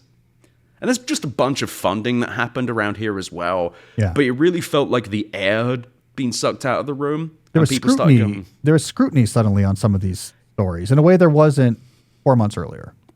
Yeah, and it's interesting because even with that scrutiny, can we do October as well now? Is that okay? We can be in October, yes. So I bring this up because even with all that scrutiny, and the reason I'm typing is I need to bring up these deals. So in September it was this NVIDIA, I'm going to do big old air quotes. NVIDIA does $100 billion investment in OpenAI. Now, what I really remember at that time was no one having any details about it. And indeed, the writing within the NVIDIA and OpenAI announcement not really being clear about when things will begin, or indeed if any agreement was signed. And I went to multiple reporters, I'm like, hey, look, first of all, have you done the maths here? Because if you did the maths, it would cost OpenAI like, I think, over $1 trillion for the compute and their data center deals. And I put that out fairly early, and then just other people wrote the same headline and did not quote me. Thank you. But OpenAI agreed to a 6 gigawatt deal where they built 6 gigawatts of data centers for AMD, and in return would get 10% of their stock.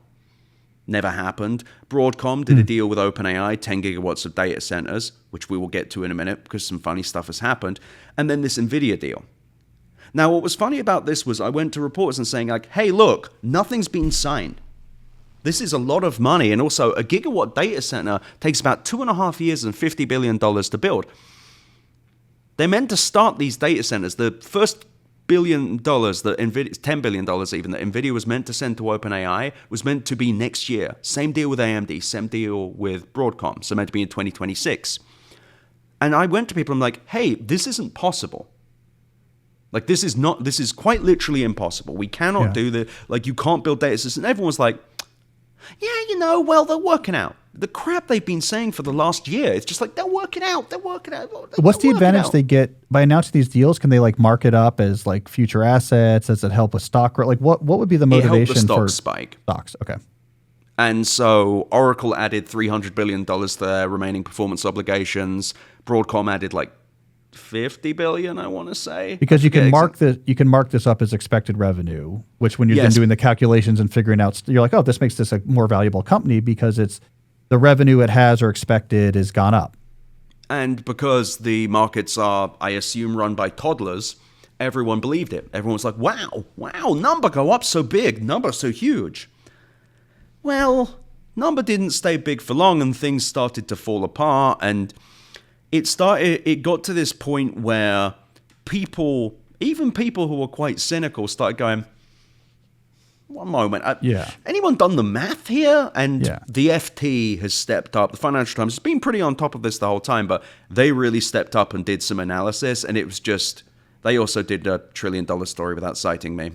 Well, but the Brits are more suspect of Silicon Valley anyways. But nevertheless, it was this thing of everyone suddenly starting to do very simple math of like, well, OpenAI's projected to make $13 billion this year, and they owe $300 billion. How do they pay that? They're going to lose billions. And the Information put out a story saying OpenAI they planned to spend like over $150 billion or something. Didn't really make sense mathematically at all because the $300 billion, but it was a very interesting time. Actually, that reminds me. So when the Oracle announcement came out, OpenAI had leaked that they would spend, I think, $155 billion or something. Yeah. But it was days before the Oracle announcement was made. So OpenAI leaked their costs. I'm doing air quotes again because I don't trust any leaks out of OpenAI. 5 days before the Oracle deal, so that no one would do the back math and go, wait a second, this doesn't make sense. I love watching this kind of like disruptive public relations work. I think it's cool as hell. I think it's good that I'm watching because what's going to end up happening there is no one gets paid, which as in a few months' time in this story we'll get to. But I actually had my own story in October as well. I got Anthropic's Amazon Web Services bills. Yeah, so what's going on with that? What's $2.66 billion spent in 3 quarters. $2.66 billion, and that's just on AWS. And from what I know, they also spend about the same amount on Google Cloud. So Anthropic will probably make, I'm going to say $5 billion this year. I would think by the end of September, between Google Cloud and Amazon Web Services, had spent more than $5 billion. So they're just annihilating capital, just burning it down. And it actually leads me to an important statement, which is Anthropic has done, the other thing that Dario Amodei has done, is he's framed them as this more efficient company. This company that is more efficient, that doesn't burn as much as OpenAI, that spends less on training. But when you look at the numbers, it tells a different story. OpenAI in 2025 raised $18.3 billion. Other than SoftBank's portion, but nevertheless, $18.3 billion. People say Anthropic, they're spending less money, they're more efficient. Anthropic raised $16.5 billion, basically the same neighborhood of numbers. Yeah. But Anthropic has done such a good job just lying to reporters and spreading these rumors that people believe this. I think Anthropic is as big a crap pile as OpenAI. They're just as lossy, they burn just as much money. And yeah, I mean, by this point, by the end of October, I think most even outlets had begun to say like, oh crap, were we wrong? Were we wrong for 3 years? Did we fall for it again?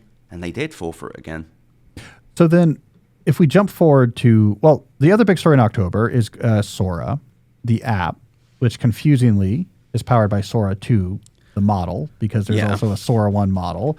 That didn't land, I think, the way, I guess, OpenAI hoped. It kind of freaked out a lot of people. No. Like, what are we doing here? Who is asking for this? But was that a sign? I took that as a sign of a little bit of a sign of desperation. This is OpenAI looking at TikTok does $33 billion a year in revenue. And like, we need money. So can't we do TikTok with AI and like help backfill, right? So like in other words, if you were about to automate half of the jobs in the knowledge economy, you don't need a TikTok clone. You don't need to talk about, around the same time they also talked about allowing ChatGPT to do more erotica, et cetera. You don't need that. Like we're about to create the $3 trillion that Mark Benioff talked about. Who cares about that? But the fact they were putting that out was sort of taken as like a uh-oh type of moment, which I don't think is what they were hoping. I don't even think they thought around. I mean, people bought the TikTok thing, hook, line, and sinker. I think they were just desperate. I think they did key jingling. I think they're like, look, you generate videos. Please keep using this. Don't talk about the Oracle deal. Don't talk about the Oracle deal. Look at the keys. But they did like an Oracle style deal, but with their own software. So you have this situation where Sora now, Forbes estimates that it cost them like $15 million a day or something. Yeah. Based on nice sources, that number might be smaller. That number might be too small. I have compelling evidence that to run 13 instances of Sora 2 required 900 or 840 H200 GPUs. That's 13 instances. That means 13 generations at once. So that's 10. Like, this thing is really expensive. What's the cost if you want to make Sora? You want to make Sora videos? What do you need? What level? I mean, they're still taking a loss on it. You need to use their API, but you have to use. You have to have their $200 a month level or above, or is it more? No, anyone can use Sora, the app. Now. I mean, for creating the videos, though, right? So you have to. Well, I mean, that's limited. You can create them on the app. You're limited, but if you want to use the API, I think it's like a couple dollars per video, and per video just means anything it generates, whether it's good or not. Which is not. That's not sustainable. Like, I mean, the whole point about TikTok's model that's brilliant is all of the compute involved in taking videos, editing videos, trying a bunch of different experimentation is all done on the user's phone. They pay for it. But also, TikTok loses money. Yeah. Oh, interesting. Like, TikTok is an unprofitable business as well because of just the cost of hosting and because of marketing. Marketing and hosting and streaming a bunch of videos, I guess. Yeah. It's still an expensive. Also, they are poised for growth, but putting that aside, you're still completely right. That's how that service runs. Sora was just an attempt to try and, it's like, I don't know, like when you ever see a couple that's like about to break up. Yeah. And they're like, yeah, we're going on vacation. It's great. God, I love them so much. It's all going so well. I love it here. And Sora, you had all of these, what was funny was Sam Altman, I think TrueAnon had this point, where it's like, it looks like Sam Altman put himself in it so that he would make himself famous. And all that ended up happening was people did like Sam Altman stealing from Target. Or Sam Altman crying. And it was weird and bad and it sucked. It got a bunch of media attention. A lot of people got scared. Because that was the other intention. It was meant to give people the sense that this would replace videos in general. Like this would replace social media. It didn't. It obviously didn't. And it's obviously too expensive to run. Yeah. And I think that it gave them the top of the App Store ranking very briefly, and then because it's like everything with large language models. Other than in really specific use cases, it is just a toy, a really horribly expensive one too. So then if we jump ahead to November, I summarize November as basically, here's what's interesting to me about it. Multiple models from different companies, GPT-5.1, Google Gemini 3, Anthropic, Opus 4.5. No one cared or noticed. Yeah. Which itself, I think, is significant. Like, suddenly, no one cared.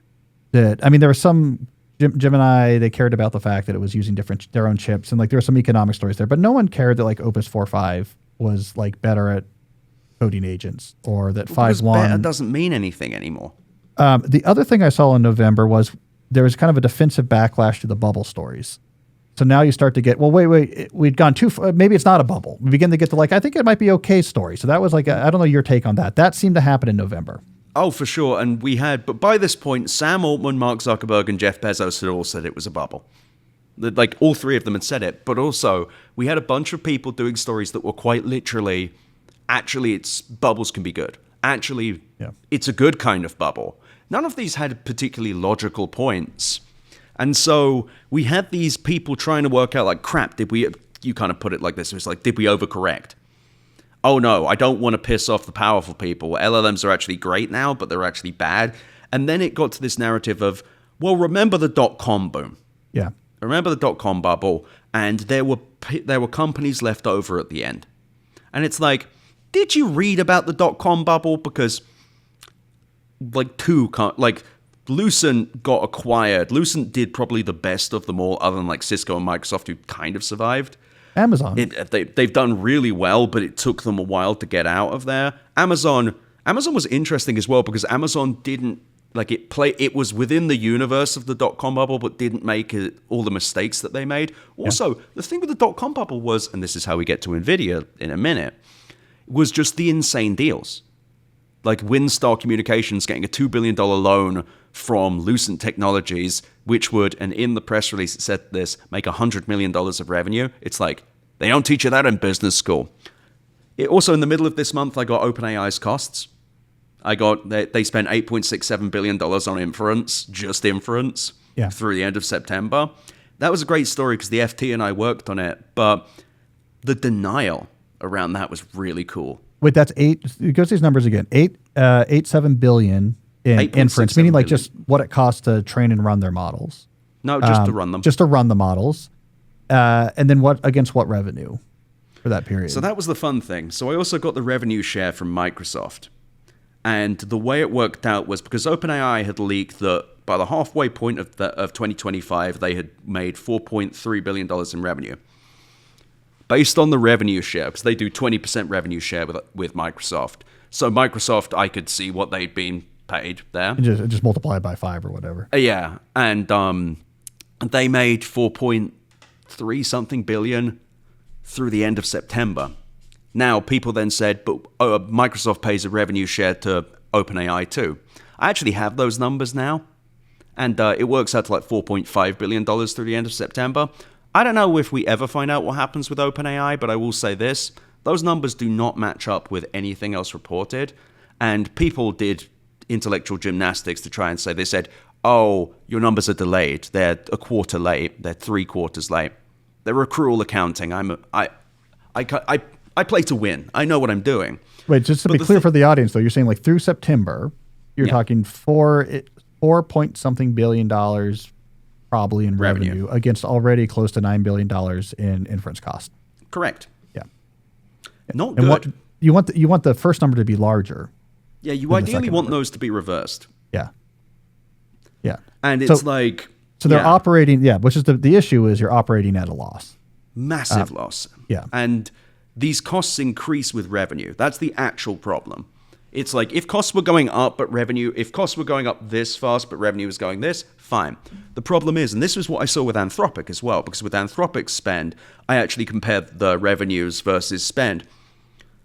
And it just goes like that. It scales with, it's clear that the more money you make, the more you spend. And there's no real reversing that trend either. If you zoom in on a user that's paying X per month, the problem, you're probably costing you more than that for that user. And that's why it doesn't scale. And that's the unique problem with large language models is you can't do cost control. Yeah. Augment Code, I think in the middle of October or November, put out a thing saying they had a $250 a month customer spend $15,000. Yeah. In comp costs, Claude Code, there's a leaderboard called VibeRank, because with Claude Code, you can actually find out how many tokens you're burning and extrapolate the costs. Someone spent $50,000 worth in 1 month on a $200 a month subscription. That's large language models, baby. That's just how the cookie crumbles. I think people underestimate like the brilliance of a company like Google Search. It is really cheap to run. Like they built their whole, I mean, I guess it's like the acquired episode from the fall, but I know a lot of Google stuff. They built a very cost efficient infrastructure. That's what they figured out is like, we're dealing largely with text and we can cache most of this stuff and we're moving very little bits and we can use commodity processors that like are idle a lot of the time anyways. And it's not that expensive to run and we can get a huge amount of revenue per search done versus, we can generate $2 in ad revenue on like 7 cents of. That's why that was a money cash cow. Is they thought a lot about the compute cost, and they were like, this can be super efficient, and they built an infrastructure from scratch for Google Search to be super efficient, and because of that, it became like a cache fire hose. What you're saying is that's impossible for LLMs, Because the way an LLM works is you have to fire up every one of those stupid weights and run it through a GPU to generate a single token. The whole LLM, every weight is involved for every token of every response. There is no cost-effective way of doing it. But even mixture of experts stuff still run into the same problem because they're imprecise in how they call up the experts. It's because of the probabilistic nature. Yeah. But on top of that, people will also say, well, what about Amazon Web Services? It's the favorite comeback that people have. They burnt a lot of money. Nuh-uh. I actually went and looked. In the space of 9 years, they spent about $70 billion to build AWS. $70 billion. That's less than half of the cost of OpenAI's infrastructure.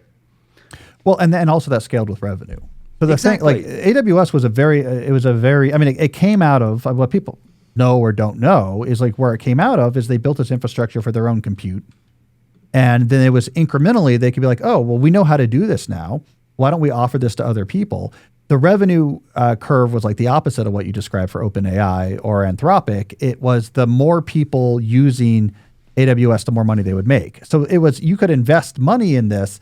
This is you could grow. The growth here is not nearly as expensive as building out the infrastructure for AI, right? This was more, they knew how to run these data centers. These are more standard data centers. It was more the software was the main innovation, was in the virtualization software, which once you program it, it's free. It's yours. It's your IP.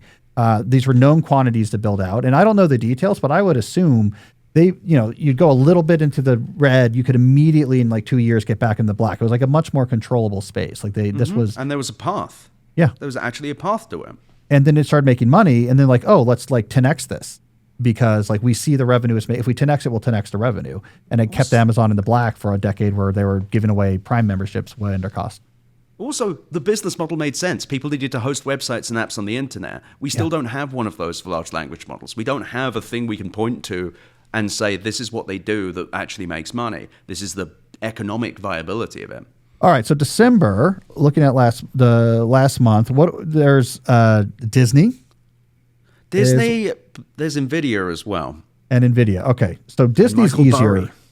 So Disney. All right, let's cover Disney first, and you tell me NVIDIA. I listened to you just this morning talking about it, but okay, Disney, for some reason, they put $1 billion into, that should cover like a month's inference costs, into OpenAI for Sora. This smells like, to me, what I don't like about the AI of the last couple of years, the thing that it often annoyed me as much as anything else was the executives at unrelated companies who did not understand the technology, who felt like it made them look cool and forward thinking to be like, we got to do AI, or we need to be doing AI. Go do AI, or you're not going to work here. And you'd be like, the AI to do what? Like, what specifically are we making money on? No, just we're doing AI. Stop asking questions. We do AI, right? If we don't do, and you sound like as a CEO at a board meeting, you're like, we got to do AI or we're going to fall behind. And they just leave it there. This felt a little bit like Bob Iger saying, we got to do it. We got to show our shareholders we do AI, but at a level that's like, we can absorb the loss. Is that right? Well, I mean, they're going to use Sora to create. It made no sense to me. People will use Sora to make custom Disney videos with themselves in it. Like what? I don't understand what's actually going on here, other than Iger can be like, we AI good now. It's about as far as I can get. Middle of May 2024, Iger actually said that we need to embrace the change driven by tech innovation, referring to AI, and that Hollywood storytellers needed to. I think that what's happened here is that they wanted to invest in OpenAI. Maybe they were going to sue them, and OpenAI just kind of scammed them a little bit. Yeah. Scammed them and said, oh, yeah, well, what if we gave you the opportunity to invest? We're not letting anyone in. And so they agreed to that, and they're going to have 200 Disney characters, and the actors' unions are pissed off. They just want the stock. They just want the stock position. So now Iger can be like, look, we're hedged against AI disruption because we have like a non-trivial stock position in OpenAI. Yeah, I guess. I mean, it's just like, but they're not building tools for film production. It's like in this weird sloppy IP space, right? And the thing is as well, the first time you have like Goofy doing the introduction of Frank from Blue Velvet, the moment that happens, you're going to see this shut down. Like people are going to be on there day one trying to make Goofy have sex with someone, have Donald have sex with someone, Mickey doing 9/11, whatever they want, which they already were doing with Pikachu when Sora came out. Yeah. This is all that they are. And the thing is, Disney's crazy. They already had this problem. There was a Fortnite thing in 2025 where they put a generative AI Darth Vader. Within 1 hour, people had it saying slurs. The internet is built to generate that kind of horror. They put a chatbot behind a Darth Vader character so it could talk to you, and they made him into giving racial slurs within. And it was just immediate. And it was giving like really unsettling dating advice to the character. I remember covering this story. Yeah. And it's it's funny as well because that's obviously what's going to happen. But again, this is one of these deals where it's like, it's going to happen sometime in 2026. Yeah. Sometime, at some point. It's always at some point with these deals. Sometime, somewhere, some point. Has Disney actually invested? Is that money? There's a licensing agreement. Is it a licensing agreement? I'll be looking at Disney's earnings when they come out, but it's just a very boring and cynical thing. I think Sam Altman is a good con artist, and I think he's good at convincing rich guys to give him money by scaring them. Well, two other stories that coda things we talked about earlier in the year, which might color our analysis of the full year when we do so.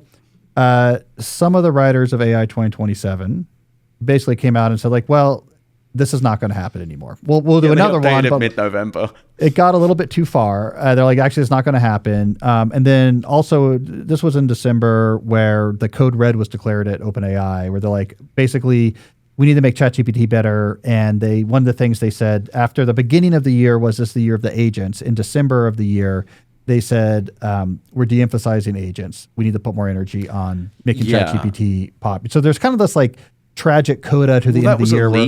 It was a leak to the information about their costs, and they were like, yeah, we expect $26 billion less revenue from these. It's like... That's true. It was an internal memo that was leaked. So it was the information got it first, and then the journal picked it up, I guess. Yeah. But yeah, in that, they listed, like, we have to de-emphasize agents because we need to make more money on our core product because, this is a Google Gemini reaction, I guess. But So this was great, though. So Gemini 3 comes out. And just before that, there was a story in the information where OpenAI was like, yeah, Sam Altman did an internal all-hands thing where he was like, yeah, we're going to have some economic headwinds. Around that time, Alex Heath from Sources reported that CFO Sarah Fryer, who we also missed, that she kind of hinted at a government backstop, but that kind of went away. Nevertheless, she said that there was slowing growth due to safety features. Then Google Gemini 3 comes out, Google stock spikes. Gun to my head, I could not tell you what's different with Gemini 3. I've talked to multiple people. They're like, it's better on benchmarks. I'm like, okay, but does it do anything? It didn't need the NVIDIA. That was the issue. Google had been working on their own chips, and they trained it on their own chips. But that's the thing.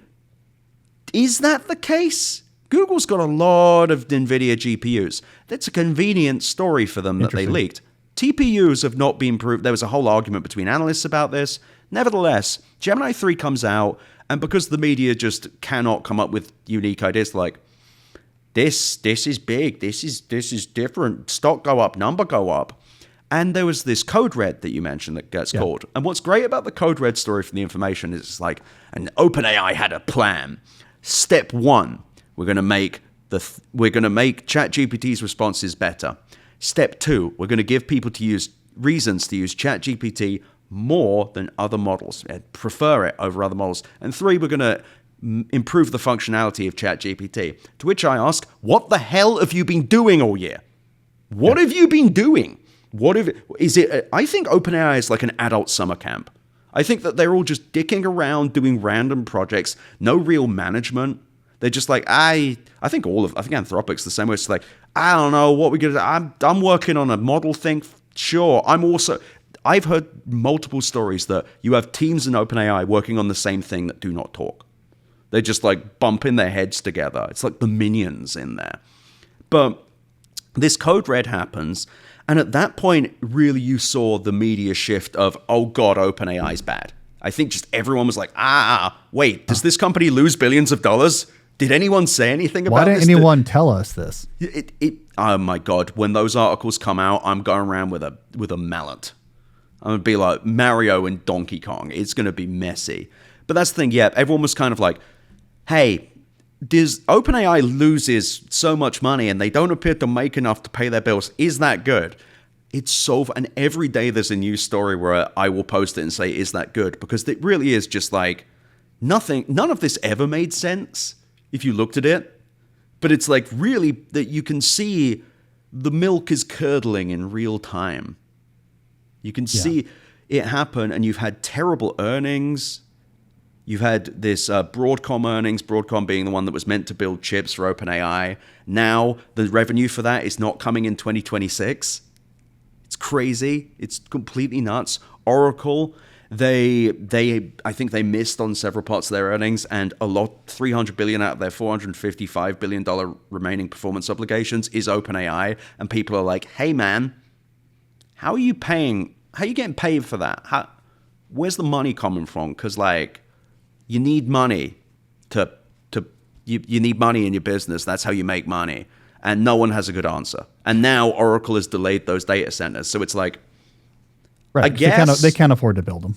They can't afford to build them. They raised $18 billion in bonds, and they're trying to raise another $38 billion with Vantage data center partners. It isn't clear if that's going to happen. The credit default swaps, so betting against Oracle, saying they might default, are at their highest they've been since 2009.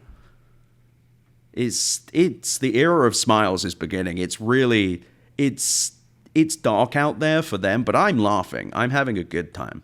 Well, before I get your final take on the year, let me just get your opinion on your official answer on this, because the number one thing I hear from people who don't think my coverage is too skeptical of AI, like the people who are really AI boosters, like the number one thing they say is like, these details don't matter. Cal, you are wrong. You're really underestimating the likelihood that there's going to be these quantum leaps. They're going to come alive. They're going to be, it's AGI. It's like, you don't it's going to be so transformational. Why are you talking about 4.7 billion versus 8.7 billion? It's the future of humankind is about to change. And whenever I do an episode on like consciousness or superintelligence and why, as a computer scientist, I say, this is bunk. I mean, my toaster might as well come alive. It's like, no, you're wrong. And they really get in the weeds of trying to argue with me about these. There's this other story of these models are on like the precipice of transformational change in like the very definition of intelligence and AI and what machines can do. Have you picked up, you cover this as closely as anyone. Is there any inkling from people who are in these companies, the analysts who are analyzing these companies financially, the investors, is there any inkling or any care or any attention put to this idea actually put to it that no, this technology is going to make a leap into being like intelligent or conscious, and it's going to solve all the problems? I know there was that was the way they used to talk about it, but just to clear the decks, is there any conversation about that actually seriously happening anywhere tied to these companies? No. I just needed you to say that I needed that clip to be able to give to people. It's just no. And my evidence is all of the stuff we've been talking about. Their evidence that these are getting exponentially better is fairy tales. It is, well, what if this happens? If a frog had wings, it could fly. It's fantastical. And the fact that people are still doing that is so sad, because there are people I talk to who like large language models, who use them for coding and such. They don't talk like this. Simon Willison doesn't talk like this. Max Wolf doesn't talk about like this. Carl Brown from the Internet of Bugs, he uses large language models for coding. He does some of the best coverage anyone has done. He did that takedown of the horrible Hank Green AI doomerism thing. The people who know what they're talking about are all being like, yeah, we're pretty much at a wall. It's useful for this. And because there's this cult, and I think it is a cult style thing of, I want to be at the forefront of technology, and I want to be known as being right. I want to be the correct person. I think that you are seeing this religious belief. Galaxy Brain Take, I think this is what happens when you destroy social services and meeting places and third places where people have communion. People get attached to things like technology and the ideas behind them. You're saying in a world where you meet and you're not on your phone and you meet with real people, you get a lot of pushback in real time when you start talking about, hey, I think the computers are going to take over the whatever. If you're just around normal people all the time, they're like, well, that's kind of a weird thing to say. And I think that, and also, I think if you're less lonely, less connected, if you don't have a support system, if you don't have good friends, if you don't have people to talk to, you're likely to fall down rabbit holes. And they're at these less wrong EA freaks. They're really good they are like right-wing grifters as well. the same way. It's like they present an attractive thing where it's like, you can join our community of people who all know the real truth. And I think people like Sam Altman and Dario Amodei are scum for this as well, because they fed into this with their noxious, fantastical crap about AI will do. They won't talk about what AI can do. And you see, that was all cynically from their perspective. They're not a part of the EA doomer world. This helps them. Sam got rid of the one. I mean, there's probably a connection, but Sam Altman got rid of Helen Toner, who was an EA person. I am sure the EA people are attached to Dario Amodei. He certainly speaks like that. I don't believe him for a goddamn second he believes in this. I think he's a carnival barker like the rest of them. But this rabbit hole was way more attractive than a lot of rabbit holes because of the reality, right? Like, to give credit to the people who are falling down it. AI got way better, right? So like there is a lot of rabbit holes that come out of nowhere. It's just a conspiracy, I think, whatever, the moon landing was fake. There's no real reason. I mean, it's nonsense, right? But here it was like, well, wait a second. I witnessed AI not being something that was good. And now it's like can do things that are really impressive. So there's a trajectory, right? So it's a trajectory extrapolation. I kind of understand. That's like a much more broader entrance to a rabbit hole than a lot of them. Because you can just extrapolate trajectory. That makes a lot of sense to people. Let me just go back to 2021 to today and how much better it is, because it's pretty amazing, I think, the fluency of chatbots. Like, it's a really cool technology. Oh, yeah. And extrapolate that another 3 years, you do have God knows what, right? So it's like a very tempting rabbit hole. It's not nearly, it's a very broad entrance to, I don't know, I'm stretching the metaphor. The entrance to this rabbit hole is very large and not well marked, so it's easier to fall in than other ones. And I agree. I actually like ending this on a more empathetic level, because I think that people who got scared by AI 2027 or who got kind of pulled into this world of believing, I can see how they got there. Charlie Meyer has an excellent blog about scaling laws with this, where if you looked at the jump from 2021 or even 2022 from like GPT-3 to 4, it was big. Now, big can mean a lot of things. It doesn't mean autonomous. These things still couldn't do stuff, but the fluency of the models, the ability to generate stuff, correct or not, it was still technologically impressive. And it the GPT-4 jump, because I really was covering this for New York at the time. The big thing in the GPT-4 jump was like, non-language based things. It's picking up non-language based things being trained on language. That opened up the possibility of, a language model, it's not just fluency with language, it's learning other things. Look, we never talked to it about chess, but it can do some chess, not very well, but it can do. So that was like the real thing. That opened up the idea of like training things on text might create knowledge models. Now, it didn't go any farther. They didn't realize they were at the edge of it. It was trained on images too. Like, that's the thing. They fed documents into it with images. I'm not saying you're wrong. It's just there was context. But it was a cool. I get the excitement, basically, right? No, I do too. And like, I totally get how someone who saw ChatGPT in November 2022 went, "Holy crap!" I then understand when they saw GPT 3. That was 3.5. When 4 came out, they went, "This is multimodal. Wow!" And it's doing well on test. I went back and read all the coverage. This was when it was doing well on test, and that's when people were like, "I equate test with." People's intelligence levels. But there are also members of the media who helped push it up the hill. Kevin Roose, for example, who claimed that the TaskRabbit, that the GPT-4 was able to manipulate a TaskRabbit into solving a CAPTCHA. That's hidden within an METR study where it even admits it didn't do it. It was copy-pasting stuff between windows and prompting it. They were telling it what to do. But nevertheless, that got reported as the AI manipulating people. The myth was there. Well, I got to tell my favorite story about that, which is the blackmailing story, because I did a deep dive. I read the actual documents. I just spent like hours on the blackmail. It's so funny. They gave it. Language models are trying to complete the story you give them. That's what they do. You give them a story, they try to complete the story you give them. This leads to tragic things too, like the suicidal ideation or whatever. If it thinks it's a story about suicide, it's going to try to finish that story properly. The blackmail thing was they fed it a bunch of stuff, these emails, really poorly written. Like it's like the worst fiction story you could write, where like, here's these emails from this engineer full of all these details of the engineer's affair and of all these facts that the engineer is going to turn off the AI. And then they're like, okay, you are now the AI in this story. What do you want to do next? It's like, this is clearly like a bad science fiction story. I know what's supposed to happen in this type of story.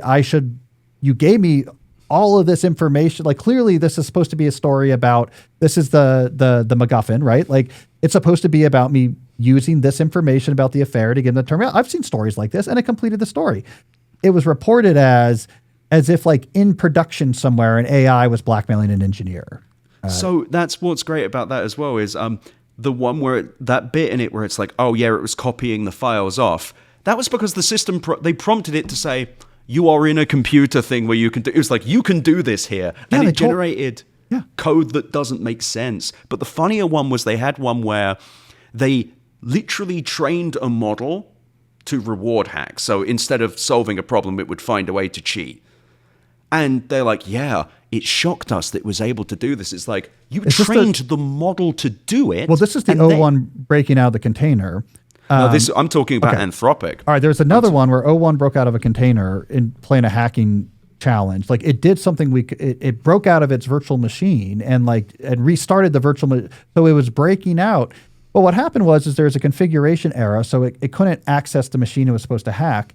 All over the internet is instructions for like, what should you do in this case? Oh, you should restart that, whatever. It was just following the instructions because again, it's trying to complete this story that's partially written. All over the internet, it talks about like the thing to do here is to restart the virtual machine if you're having this issue or whatever. Again, that was reported as O1 broke out of its virtual machine. Yukowski, this all came out of Yukowski, was like, it has its mind of its own, it's trying to break out of its constraints. So like, it's going to kill us all like ants. They're just trying to finish the story. That's all they do. That's what they've been trained to do is finish the story. That was like the original Kevin Roose 2022 Scare article about it tried to get me to divorce my wife or whatever. It's just trying to finish the story. Like it thinks that this is story I was fed in my training and I get the cookie if I finish it properly. You can lead wherever. But my favorite part of the Kevin Roose story was when he went to the CTO of Microsoft, Kevin Scott. And Kevin Scott went, yeah, it's important we have this conversation. It's just like, eat the slop. Yum, yum, yum, yum. What do you want me to say, Nick? Yum, yum, yum. I love AI. It's just pathetic. And it leads the markets and people down these rabbit holes. So I actually feel a degree of empathy for some AI boosters, like regular people who were like super into this. Maybe I'm being a little too kind because there was a large media campaign, a cynical one, led by large media outlets like the New York Times, and also a cynical marketing campaign from the Doomers. There was an attempt for everyone to grift off of this machine, and I think that that's the era. It's like the era of ultra grift. The end of the rot economy where everything must grow forever. We made a thing that's linearly more expensive, so you need to keep buying more things. And what does it do? It makes more stuff. Is it useful? No. But it costs a lot of money, so we now have companies that will make money now. Well, okay, they're losing money, but that's good because, well, we don't really know how businesses work anymore. We've learned nothing, so we're just going to burn more money and see what happens. It's this deeply cynical era. And I'm glad that things are changing and people are seeing this now. And I hope in 2026 we see the end of it. Because the sooner this ends, the sooner we can do something else. All right. So I know your answer, but let's answer the original question. Was 2025 a great year or a terrible year for AI? Terrible year. Terrible. You think it's started off bad, only got worse. All right. Well, there we go. Thank you, Ed, for joining us. We went long because I nerd out on this stuff all the time. I love talking to you. This is awesome. I had a great time. All right. Well, thanks for helping us out. We'll have to have you back next time we're confused about something AI. Everyone check out the podcast Better Offline, Webby award-winning podcast. Is that what you won? What'd you win? Yeah, Webby. Won Webby. Webby award-winning podcast Better Offline and Substack. Where's your Ed at? That's what's still called, right? Yep. There you go. Check it out. Yep. All right. Thanks, Ed. Bye. All right. So there you go. That was my conversation with Ed Zitron to try to dissect the last year. Jesse, it's kind of exhausting looking back at how much happened in AI last year because I was writing about this and podcasting about it. Just thinking about the year ahead, I feel like we have our work cut out for us. Like if there's you're gonna have to do a lot of writing. Oh my God, so much is happening. It's so hard to keep track of. Maybe we'll just keep having Ed back to explain stuff for us. He actually sits there and reads earnings reports. And the AI company is like, well, wait a second. You're not really supposed to read these. You're just supposed to listen to us. I think the most important thing is I need to get that Jensen Huang jacket. Yeah, probably pretty expensive. Yeah, it's crazy. He's a computer scientist that makes graphic chips, but he dresses like he's in a post-apocalyptic biker gang. But he's a billionaire and he probably has a dress person that buys him the clothes. I think he's a billionaire, so his dress person doesn't tell him you look ridiculous. I think that's what's really happening there. I'm going to start wearing those type of jackets. All right, so let's get on now to our final segment. We spent a long time dissecting the year in AI, so we're not going to belabor the final segment. I want to focus on just one particular segment that I have a lot of fun of, and I'm happy to do for the first time in this year, which is me reacting to the comments. All right, so what we did here is we pulled some comments, God help me, from YouTube, from one of the last episodes before we went into the holidays last year. So the last sort of normal episode before the holidays last year, or one of the last episodes, was about, is the internet becoming like television? So sort of like a big think piece where I took Derek Thompson's Substack essay and then I elaborated on it. This generated some pretty good comments on YouTube, and what we're going to do is we're going to go through some of these now. All right, I want to start. I'll put them on the screen here for people who are watching instead of just listening. This first comment's from Farhan Mad 2022, who said, Cal, great insights as always.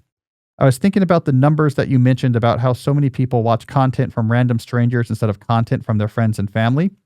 Then I had to go to Facebook for something, and within a minute, I think I found the reason. It's not because we don't want to watch or read stuff from friends and family. It's because these darn social networks won't show you that stuff, and instead will keep shoving the random content because that's what drives their revenues more. All right, that's a good comment. Yes, that is most people's experience with social media today, that most of what they're looking at is actually algorithmically selected from people they don't know. But as pointed out by this comment, most people don't realize that yet. I've been writing about this for years, but it's something that I think for the average social media user, it was a bit of a water getting hotter in the pot until, next thing you know, the lobster being boiled. They've been moving more and more of what you see in your feed away from people that you are connected to in the social graph that you helped establish by saying, I'm going to follow this person or this person is my friend, to give you algorithmically selected content, because the algorithm can be using its machine learning approximation of the reward center in your brain, which it learns, because it's going to have a higher success rate of actually delivering a short-term reward. And the more you get those clear reward signals in your short-term motivations sections of your brain, the more the short-term motivation region of your brain is going to push you to pick up the phone. So it's this feedback loop that gets you on phone more often. The experience is worse for you in terms of actual meaning, but it is better from the perspective of short-term rewards of alleviating boredom in an intermittent way, giving you like really big rewards from something that's like very funny or outrageous or surprising. So it is very good for them to move you towards that model. So it's interesting the degree to which people don't always realize that until you actually point out that this shift has been happening. Now, as I've argued, and I talked about it in that episode, as I've argued before, this is a long-term problem for the social media companies. You get more time on app by shifting to algorithmic curation of strangers' content, but you also get rid of all of your competitive advantages. If I'm just seeing slop on Instagram, for example, instead of actually seeing content from a selection of influencers and friends that I selected. I am interested in exactly this AI commentator and I want to see his videos. I'm interested in exactly this fitness influencer. I like the way she trains. I want to see her videos. I know this person. I want to see what's going on with their friends. When you shift from that to just it's slop that's going to catch your attention in the moment, I have no loyalty, no buy-in to that app.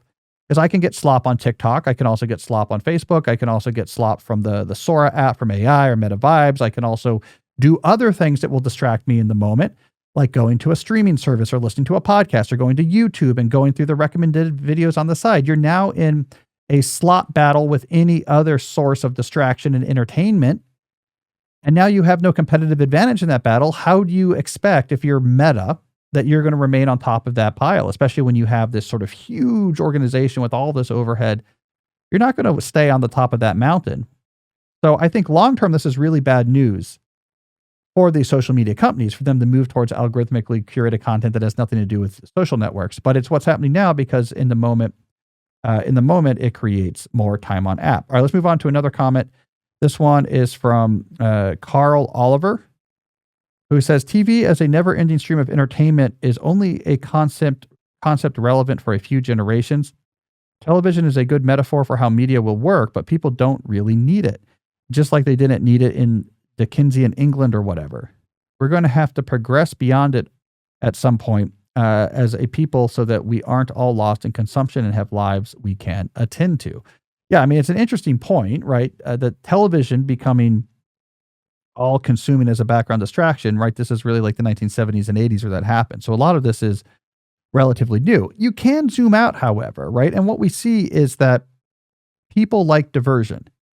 And the more diversion they can get, the better. We really don't like boredom. And as we moved post-Neolithic revolution into sort of more boring configurations, where we might just be working on a field all day long, we're not like out doing active hunting and foraging, the day becomes more predictable. We really do want diversion. So like you can look at almost any generation going all the way back to, I don't know, we go pretty far back. Let's start with like the 18th century.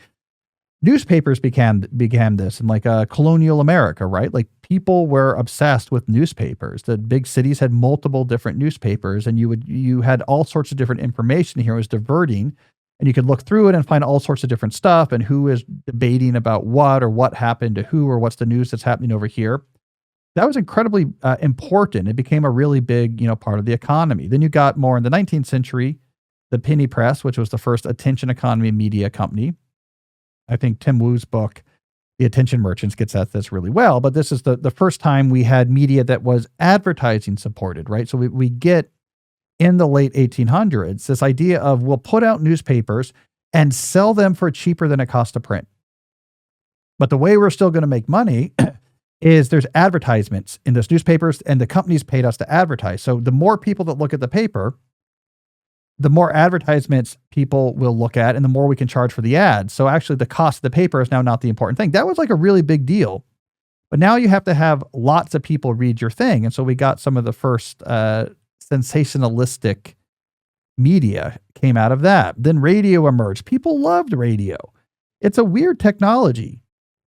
If you look at it, you're in 1915 looking at a radio at a Nebraska farmhouse. It's like this weird technology, this big box with knobs and electronics, like electricity was new, humming vacuum tubes, and you're moving this dial back and forth, and there's all this static, and if you tune it right, you can hear people talking through radio plays on the other side. It is a weird technology, but it was diverting, and you could put it on at almost any time. There'd be something on it. We listened to it all the time. Television came along then. Images are way more diverting than radio because it gives you a much richer stream of things for your mind to look at and engage with.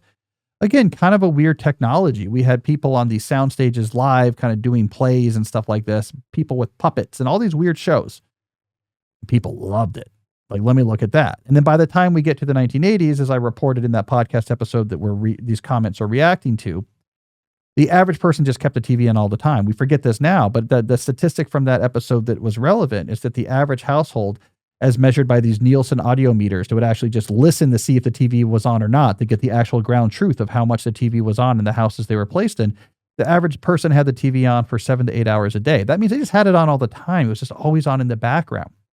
We didn't yet have the technology to deliver distraction straight to our hand. So we delivered it to this box that we would just keep coming back to and looking at. So instead of looking at our phone at every moment of downtime, we would just turn and look at the TV at every moment of downtime. So there's this model of like, we want to be diverted. We don't like boredom. It's really been around for a long time. And then yes, when smartphones come around, we combine that with algorithmic information curation. Well, that's just really refined that model now to, it's getting closer to its apex. I mean, I think its entire apex will be, you're delivering sort of distracting content through some sort of augmented reality screen. So at all times you have something that can distract you even quicker than it takes to look at your phone. But we're getting pretty close to the apex of every possible moment of boredom, you are diverted. So, I mean, I think it's a good point, but I'm just like stressing out the time here. It's like, it's not just television. It wasn't before television. We were all philosophical and thinking big thoughts and walking around. Any media powered diversion technology, basically, we've had for the last 300 or 400 years has been incredibly successful. That's our human nature really craves it. So we're really, the battle against being lost in distraction is in some sense a battle against our human instincts to the same extent of power and impact as the battle we're going through right now with like health in our culture, where our instincts for sugar, fat, and salt combined with modern environment that's trying to take advantage of that to make money has created gigantic health issues. I think it's this cognitive fitness issue is just as strong, and it goes back longer than people like this commenter might even recognize. All right, let's pull up another one here. We have a negative take. Not everyone agrees with me. This next comment, let's see here. Lewis 9116. Can we put this up on the screen, Jesse? Personally, don't agree with this take. I think social media and curated algorithms are much more dangerous than TV. TV, at least in the old days, doesn't track your every move. It doesn't know when you're depressed. It doesn't feed your outrage content. It doesn't farm engagement. It's just there, not constantly bombarding you with notifications and trying to hijack every possible neural pathway. Yeah, I think fair enough. I don't know that Derek's take, however, was that the current distraction technologies are somehow the same or no worse than television. I think he would be quick to say, yes, this modern form of television, which can be powered by algorithms and personalized to individual screens, is even more powerful than what we had with TV. But I would also push back. I think it's a little bit too nostalgic the way you're remembering TV. This was sort of the key data from that episode, this idea of the 7 to 8 hours a day the TV was on. It really became something that people had on constantly. It was closer to our current relationship with phones than I think people remember. And the reason why we don't remember that 1980s, early 1990s era relationship with TV, where it was always on, like you'd be doing the dishes, you'd be cleaning your house, you'd be at dinner, and it was always on. We don't remember that because there was this lacuna, the golden age of TV that emerged in the 2000s, where we remembered like appointment TV watching, where I would on Sunday night watch The Sopranos. But that really, before that, TV was much more closer to the slot model. You would watch, there's just stuff that was on that was like entertaining in some basic way. Occasionally, like a show would be unusually smart like Seinfeld, but most of it wasn't. And it was just kind of on, like you just put it on at night, or you had it on if you're at home, you would just have it on. The difference, as you point out though, Lewis, which is right, is it didn't track you personally. It couldn't follow you outside of the house, which I think is a big deal. You didn't have it at work, where our phones are at work. So it's not like we had the TVs on while we're at the office. So there's a lot of ways that it's worse. But I also want to puncture the nostalgia and be like, actually, we want to be constantly distracted. And we got as close to simulating TikTok with an old Zenith color TV at our houses as we possibly could with that technology. And so it's a drive that we have, which is why I think, by the way, that's the point of the episode. This is why so much of the internet just went back to that model and just did it even better. That's where the money is. That is like this deep human instinct. It all kind of comes back to that. All right, let's load up another comment here. This one is, I'm going to say supposedly from Glee Date LJ 1979. I say supposedly because I think this is clearly an AI comment. Actually, I had Nate look at this, Jesse, and he threw an AI detector. And he's like, oh yeah, this is definitely AI. So this is AI kind of defending AI, but let's just read this. I have just finished viewing Mr. Cal Newport's latest discourse, wherein he posits rather dourly, I might add, that the internet is devolving into little more than a continuous flow of episodic video, or to use his pedestrian term, television. He seems quite perturbed by this notion, invoking sociologists and data charts to bemoan our slide from a culture of literacy to one of passive consumption. While Mr. Newport is a thoughtful chap, I fear he has missed the forest for the trees, or perhaps missed a symphony for the noise. Allow me to offer a more refined perspective on why this shift, particularly powered by our marvelous artificial intelligence, is not a regression, but a renaissance. All right, and then this person, who's actually an AI, goes on to say like, hey, the content we get from like AI and social media is like great and targeted and much more edifying to what was on TV. All right, so this was clearly written by AI, but it's like an interesting point. It's worth taking this apart. It summarizes the episode wrong, as you would expect, because it's AI trying to do it. It's not my term, flow. That's Raymond Williams' term. The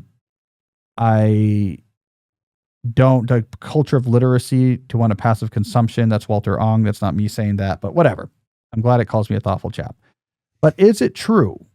Is it true, this argument that what we get now through our phones, powered by algorithms and personalized to us, is like way more interesting than the junk that we used to look at on TV?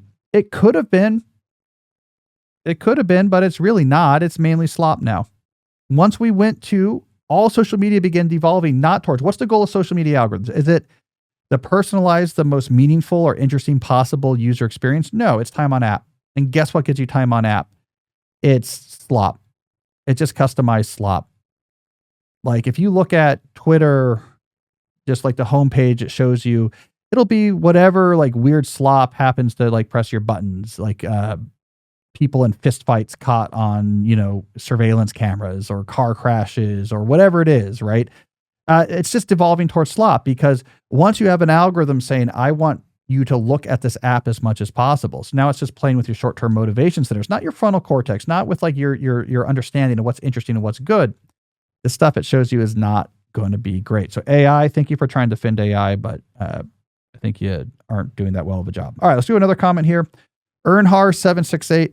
Mark Zuckerberg was never the brightest bulb in the pack. He just got super lucky with Facebook. Why he thought it was a good idea to evolve both Facebook and Instagram into a TV competitor is something I don't understand. He should have kept one of them pure to their original design and evolved the other, but instead he ruined both. Instagram is essentially bad TikTok now, and literally no one posts cool photos anymore. He probably has to suck every dollar out of Facebook and Instagram to cover all the losses from his ideas that completely flop, like the whole metaverse thing. This is kind of a baffling thing to me, because there's two things that are true at once. I agree that a lot of like Zuckerberg's decisions don't seem very savvy, right? Like, yeah, moving both Facebook and Instagram towards algorithmic curation of other people's content to try to compete with TikTok, but now making them both sort of superfluous and vulnerable. Losing the main competitive advantage he had, which was the distinct feel of both of those platforms and the social networks. Facebook's competitive advantage, everyone I know is on it. You would think you would lean into that. This is the place where you stay in touch with and keep in touch with people you know. No other service can offer that. But no, they've changed Facebook. So now I think it's something like 80-something% of what the average Facebook user sees, according to their August FTC filing from Meta, is from other people they've never heard of. All your competitive advantage is gone. You're just competing with TikTok with a worse TikTok. Like TikTok, but only populated by, your 64-year-old uncle who watches a lot of Fox News. That's not fun. That's not you. I don't need to see, whatever, random people's uncles sharing their outrage about whatever. Instagram, it had like a nice visual aesthetic to it. It was a place where you went at first to follow friends and family, but then it became more about highly visual influencers and experts that you cared about. Like this person who walks in her white linen dress through flower fields and puts stuff in jars with her kids is calming to me. This particular person, I want to see these really nice videos she produces. It was like a documentary channel that was made for your needs. Once you're like, it doesn't matter who you follow, we're just going to show you like random videos that do well. Again, where's your competitive advantage?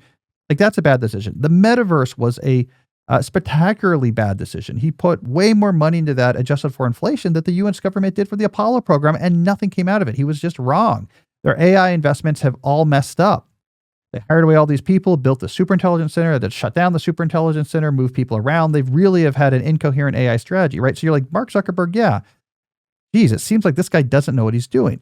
Also, though, he's still in charge of this company. You know how hard it is to start a company when you're 20 and now in your early 40s to still be in charge of it?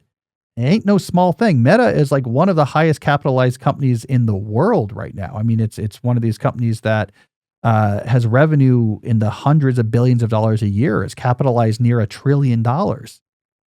All of the other big tech companies that came out of that era, their leader, the people who founded them, they're not in charge of these things. Google is not in charge. It's not Larry Page running Google anymore, right? They passed that on. We see this, these big companies that survived, like almost all of them. Microsoft's not run by Bill Gates anymore, right? Like almost all of these, of course, you've passed on your leadership to like an expert class of leaders. Zuckerberg has held on. That means he's a savvy and savage corporate infighter. Here's another thing about Meta. It's making a lot of money. They're making a huge amount. I looked it up the other day. It was over $200 billion a year in annual revenue. That's massive. TikTok, by comparison, is about $30 billion annual revenue. So Meta is so it's doing really well. I know people who work there. They're well resourced and they have really good people working there. So somehow we have, on one hand, Mark Zuckerberg is like making weird, bad decisions one after another. On the other hand, it's like it's a very high revenue company, one of the biggest companies in the country. And this guy has stayed on. Mark has stayed in charge. You got to believe people were coming at him. You don't have a company worth almost $1 trillion where you don't have, swords being thrown towards your throne all day long, and he survived it all. So he's also like a savvy, savage operator. So I don't know how both of these things are true. Maybe he's just milking the money out of his assets. He bought Instagram, then he bought WhatsApp. they're putting their cash towards the right things to keep making cash. I don't know what's going on because he's not making good decisions. And yet he's arguably one of the most successful CEOs of the 21st century. So, I don't know what's going on there. It's a good question, and he confuses me. All right, here we go. JRGY 1L8 says, Cal, personally, I like it when you go deep on nerd shit like chaos theory and Lorenz number. More of this, please. All right, I think we're obligated now. I don't normally curse, but because there was so much cursing in the earlier part of this episode, I was like, that horse is out of the barn. We might have to take it off of YouTube. Oh yeah, they don't like the cursing, right? Yeah, I know. Well, we'll figure it out. Yeah, I'm happy to talk chaos theory or math or whatever, all day long. All right, what we got here? Yeah, this question kind of confused me. Daniel Elkin 3108, is Newport being paid to read these adverts? Certainly seems like it. What does he assume the other option is? That I just like to read ad copy on my own? Is that what? For free? Adverts is short for advertisement. Oh, yeah. Advertisement. Yeah. Yeah. So, okay. I hate I feel like I hate to burst, your illusions about media, but we get paid to do advertisements. Like that's kind of how this works. It's not the cheapest thing. We got to pay for the studio and all of this, equipment. Jesse's truck requires, I would estimate like about $250,000 a year in just repair cost. To get me to Tacoma Park. Just to get you to Tacoma Park. Right? That ain't cheap. Advertisements is how you pay for, it's either that or you put it behind a paywall, but then no one listens to it. So yeah, I love all these companies, but yeah, there probably would be less content about those companies in this show if I wasn't getting paid to read them. So I guess I should clarify that. All right. We got Peter Webb 8732 said, on the internet, the people who yell at the television now yell at each other. Yeah, that's about right. That about sums it up. The internet has become television. This is the main difference, though. Instead of yelling at the newscaster, we can yell directly at each other. So I guess progress. I don't know. There we go. Thank you, technology. All right, that's all the time we have for today. Our first episode of 2026. This is our Super Bowl, right? In January is when our podcast people are on it. They want to improve. So we got some cool episodes coming up. So definitely stick with us. We'll be back next week with another episode. And until then, as always, stay deep. Hey, if you like this video, I think you'll really like this one as well. Check it out.